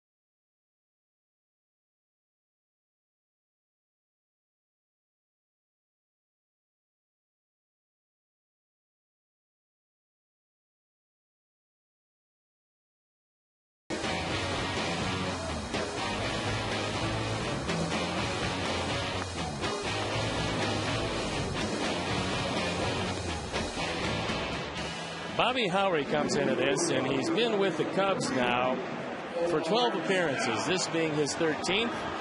His ERA with them is 0.90. 0.90. Now, when he was released by the Arizona Diamondbacks, his ERA was over 11. Now, overall, it's 6.66. This is his 27th appearance this year. And he's looking up at a 6-0 deficit as Jake navigated his way through that 7th inning. Omar Vizquel will lead it off. Rios on deck, Konerko in the hole.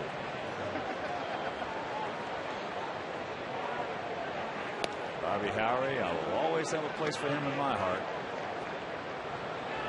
What he did for us in 2000. He is a tremendous guy and a tremendous competitor. And used to have overwhelming stuff. When he first came up, he had that late movement that we were just talking about. I'll never forget my son Casey was sitting behind the plate when Bobby made his debut with us. And after the game, Casey, well, you know Casey. Yes. He knows as much about baseball as anybody. He said, Dad, he said, you can't believe the late movement on Howry's fastball.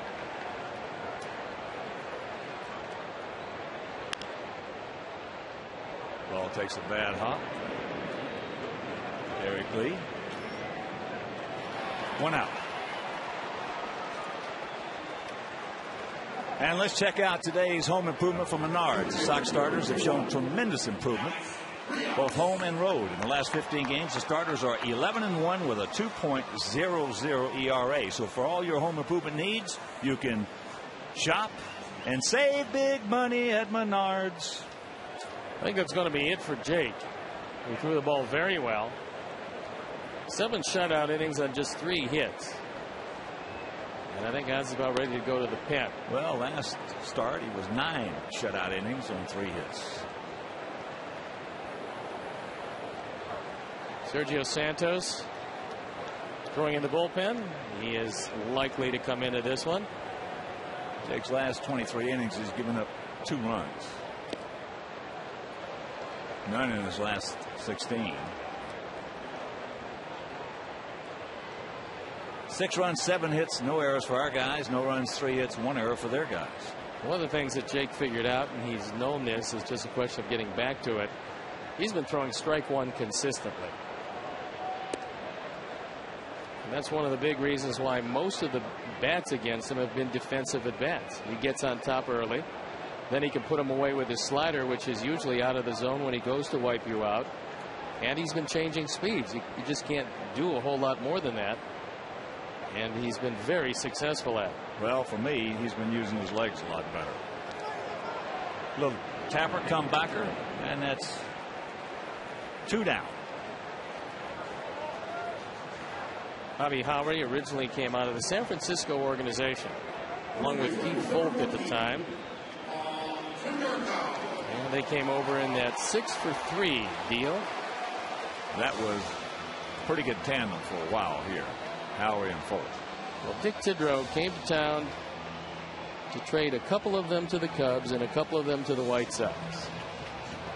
With the only caveat to the Cubs, who he went to first, was you can't have Howry and Folk together. Take one or the other, along with Barcelo and Caruso and a guy named Vining, and there was a 6th. And eventually they couldn't come to whatever terms they were going to come to, and all 6 came over here to the Sox. That fastball at 91. Paulie had a big hit back in the first, and he scored a run. Sox with 4 in the first. Homer by Beckham in the 5th. Sacrifice fly by Beckham in the 6th. A 3-run homer in the first was off the bat of Carlos Quinn, who was on deck.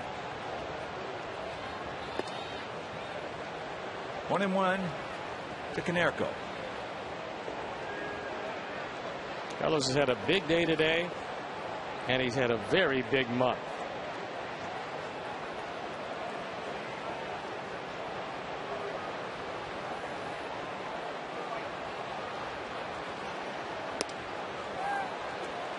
That slider.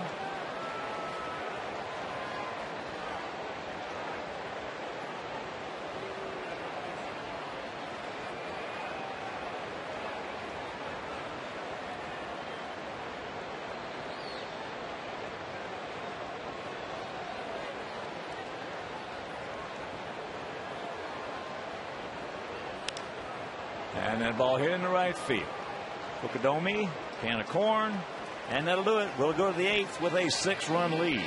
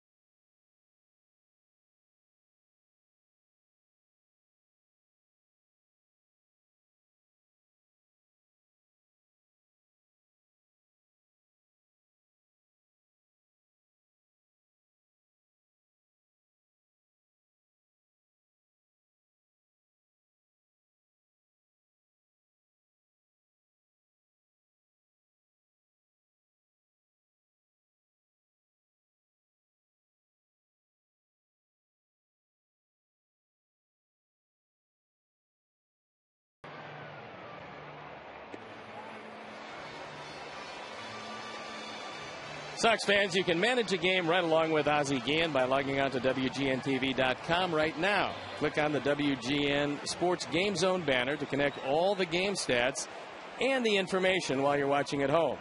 WGN Sports Game Zone at WGNTV.com is brought to you by Columbia College of Missouri. On campus and online classes fit your schedule and your budget. So Sergio Santos comes into the game. Hard throwing right-hander. He's had some problems lately with control. ERA of 2.49 on for the 27th time. And he can rush it up there.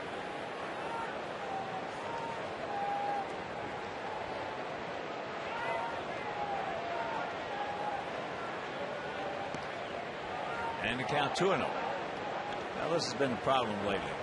Spring training and then first part of the year, he was 0-1, 0-2, 1-2.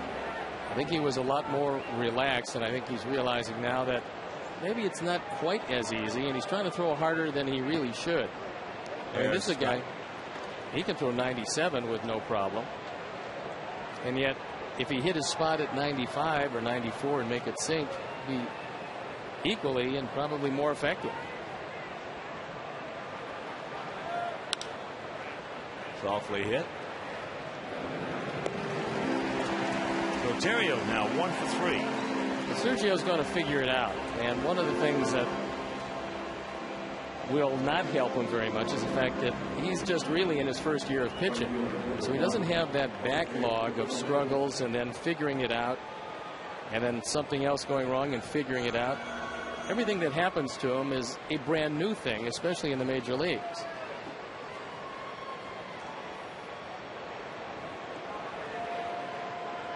Bukadomi has gone out to left, center, and grounded to Beckham.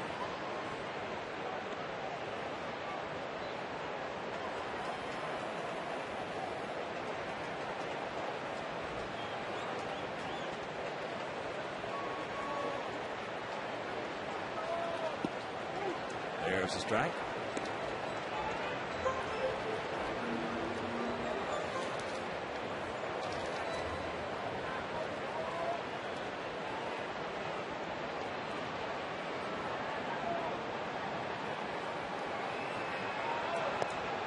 And that's high. And tonight at City Park, Twinkies taking on the Mets slowly against Pelfrey. The Mets are awfully tough at home.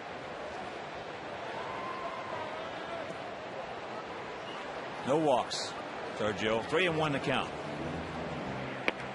Detroit is down in Atlanta where the Bravos are 24-7. They've got the best home record in Major League Baseball. So Tony Pena loosening up down in the pen. Then the 3-1 pitch. And he walks it. Well, there's some pretty impressive home records. The Mets 26-11 with the Braves only playing 31 games at home. The Mets playing 37, so the Braves have a lot of catch up to do. And Ozzie coming out now to talk with Sergio. I think one of the things he's telling him is, look, they can't see the ball very well, so just relax and throw the ball over for strikes. Last thing you want to do with the visibility like it is with you in sunshine and the hitter in the shadows is start walking people. Ozzie is the best manager I've ever seen with a young pitcher. He gives him more confidence. You know how some managers can be tough on young pitchers. Very tough. What Ozzie does is continue to give him a chance. And with Sergio had to earn the right to pitch in games when our team was ahead. There's the fastball strike. He just told him, he said, don't try to hit any corners.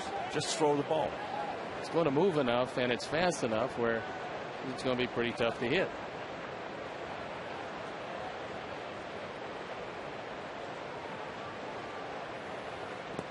Well, some young pitchers come into the big leagues with good arms like Sergio, and they're better off just throwing the ball. That's what they do. That's what got them here. Just throw the ball. All of a sudden, sometimes they get to that state of mind now they want to pitch. Now they miss here. They miss there. They're 2-0, 3-1, ball 4. And the count 2-1. That was a straight change that missed by plenty. Tony Pena loosening in the pen. There is some thunder in the middle of this lineup, and you're starting to get to it. Colvin can't get it, and the count 2-2. Tyler Colvin is struck out, grounded out, and flied out.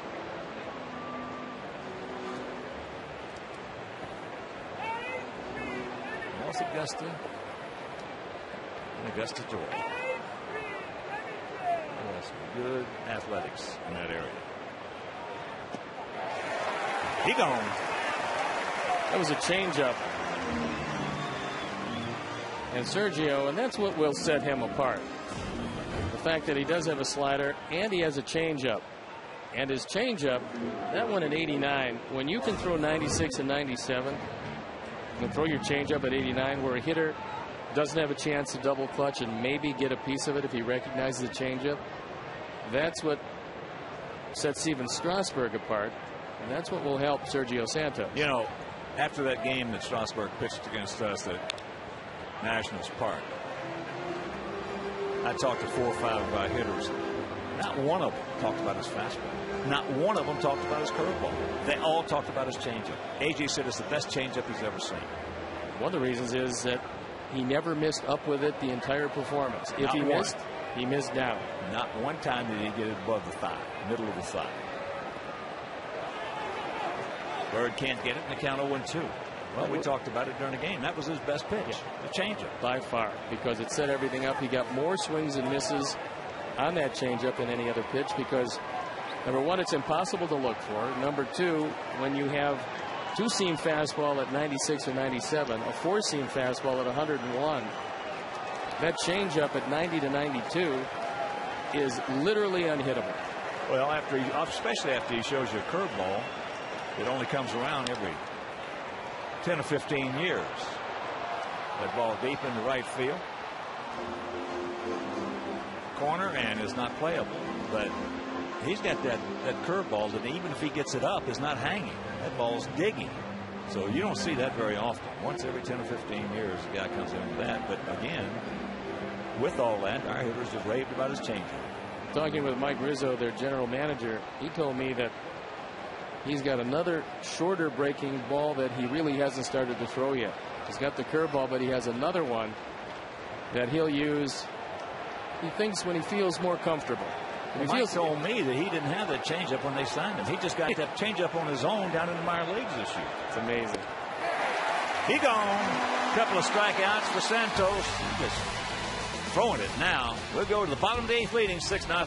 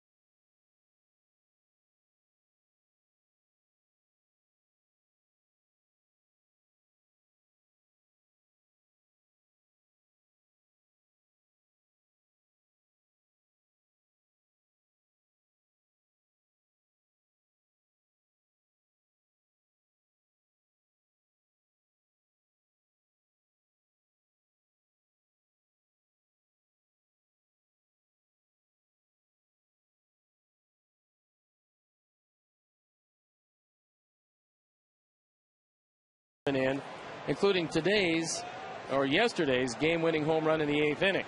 Paul Konerko, today's Toyota moving forward. First pitch strike to Carlos Quentin. Carlos is 2 for 2 with a walk, a 3-run homer in the first, a double to lead off the 6th. And he scored on the sacrifice fly by Gordon Beckham. Beckham, a homer and that sacrifice fly. So 3 RBIs for Quentin, 2 for Gordon, and 1 for Alex Rios.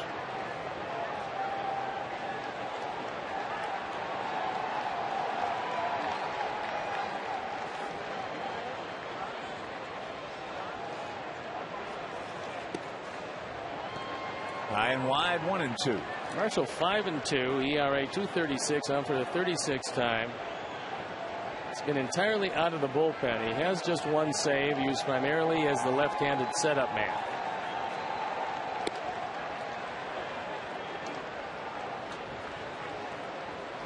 Two and 2 from the lanky southpaw.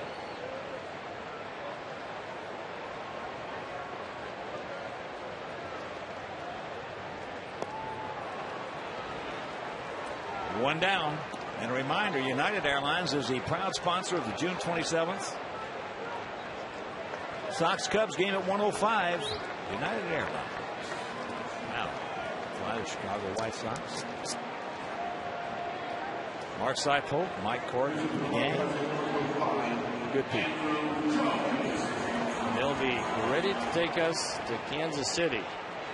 And Andrew Jones coming on to pinch hit for Mark Kotsay.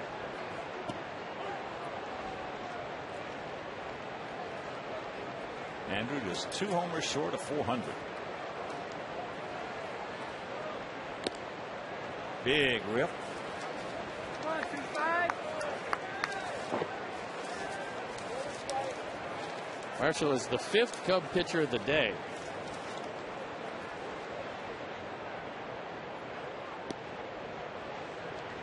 Zambrano for an inning, Gorzolani for 3 1/3, Stevens 1 2/3, Bobby Howry for a spotless inning, and now Sean Marshall.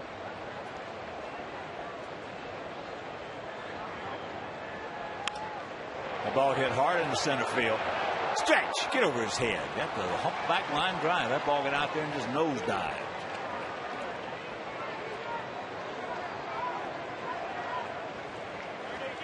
So 2 down, and that'll bring up AJ. AJ's 0 for 3 today, but that is not where his worth has been. Worth has been putting down the numbers behind that plate for the Jake Meister. Outstanding once again, Jake Peavy. 7 innings, no runs, 3 hits, 2 walks, 9 punchouts. And literally just commanded this game from the first inning on. Quick right there, and we'll go to the 9th. Still leading 6-0.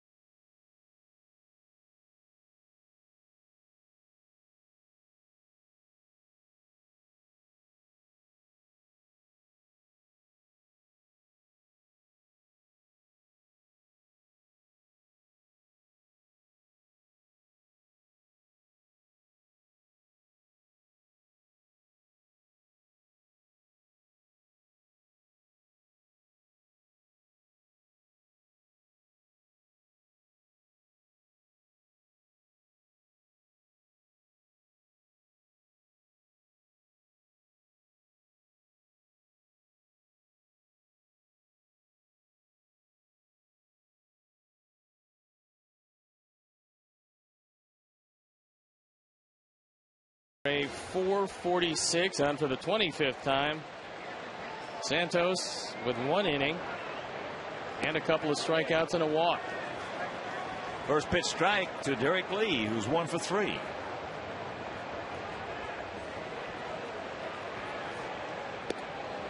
It's outside. And a reminder, Polish Heritage Night, Tuesday, July 6th, White Sox versus the Angels. Join the White Sox for a night of music and dance to celebrate Polish heritage. For tickets, call 866-SOX-GAME.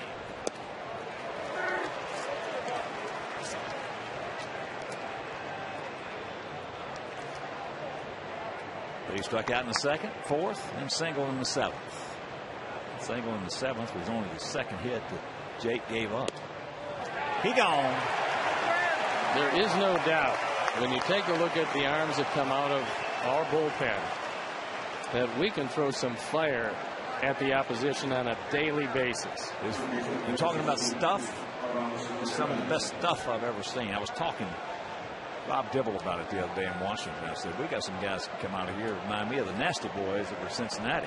But the Nasty Boys, there were only 3 of them. Yeah, we got a bunch. When you talk about Thornton, Santos, Putz, Pena, and Bobby Jenks all coming out of that pen with 95 plus, that's pretty good. 0-2 to Ramirez, who is 0 for 2 with 2 strikeouts. He walked in the 7th. I got to believe that thumb is still not even close to right. Checks it up.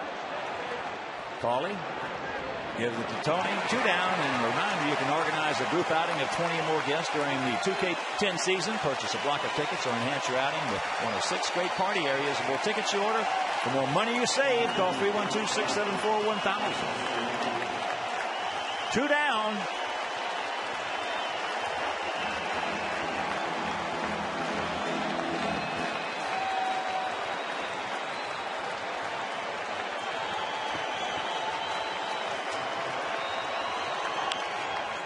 And that's a fair ball.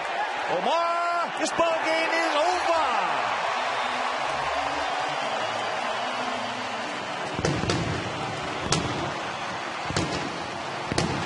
Nice final play by Omar Vizquel.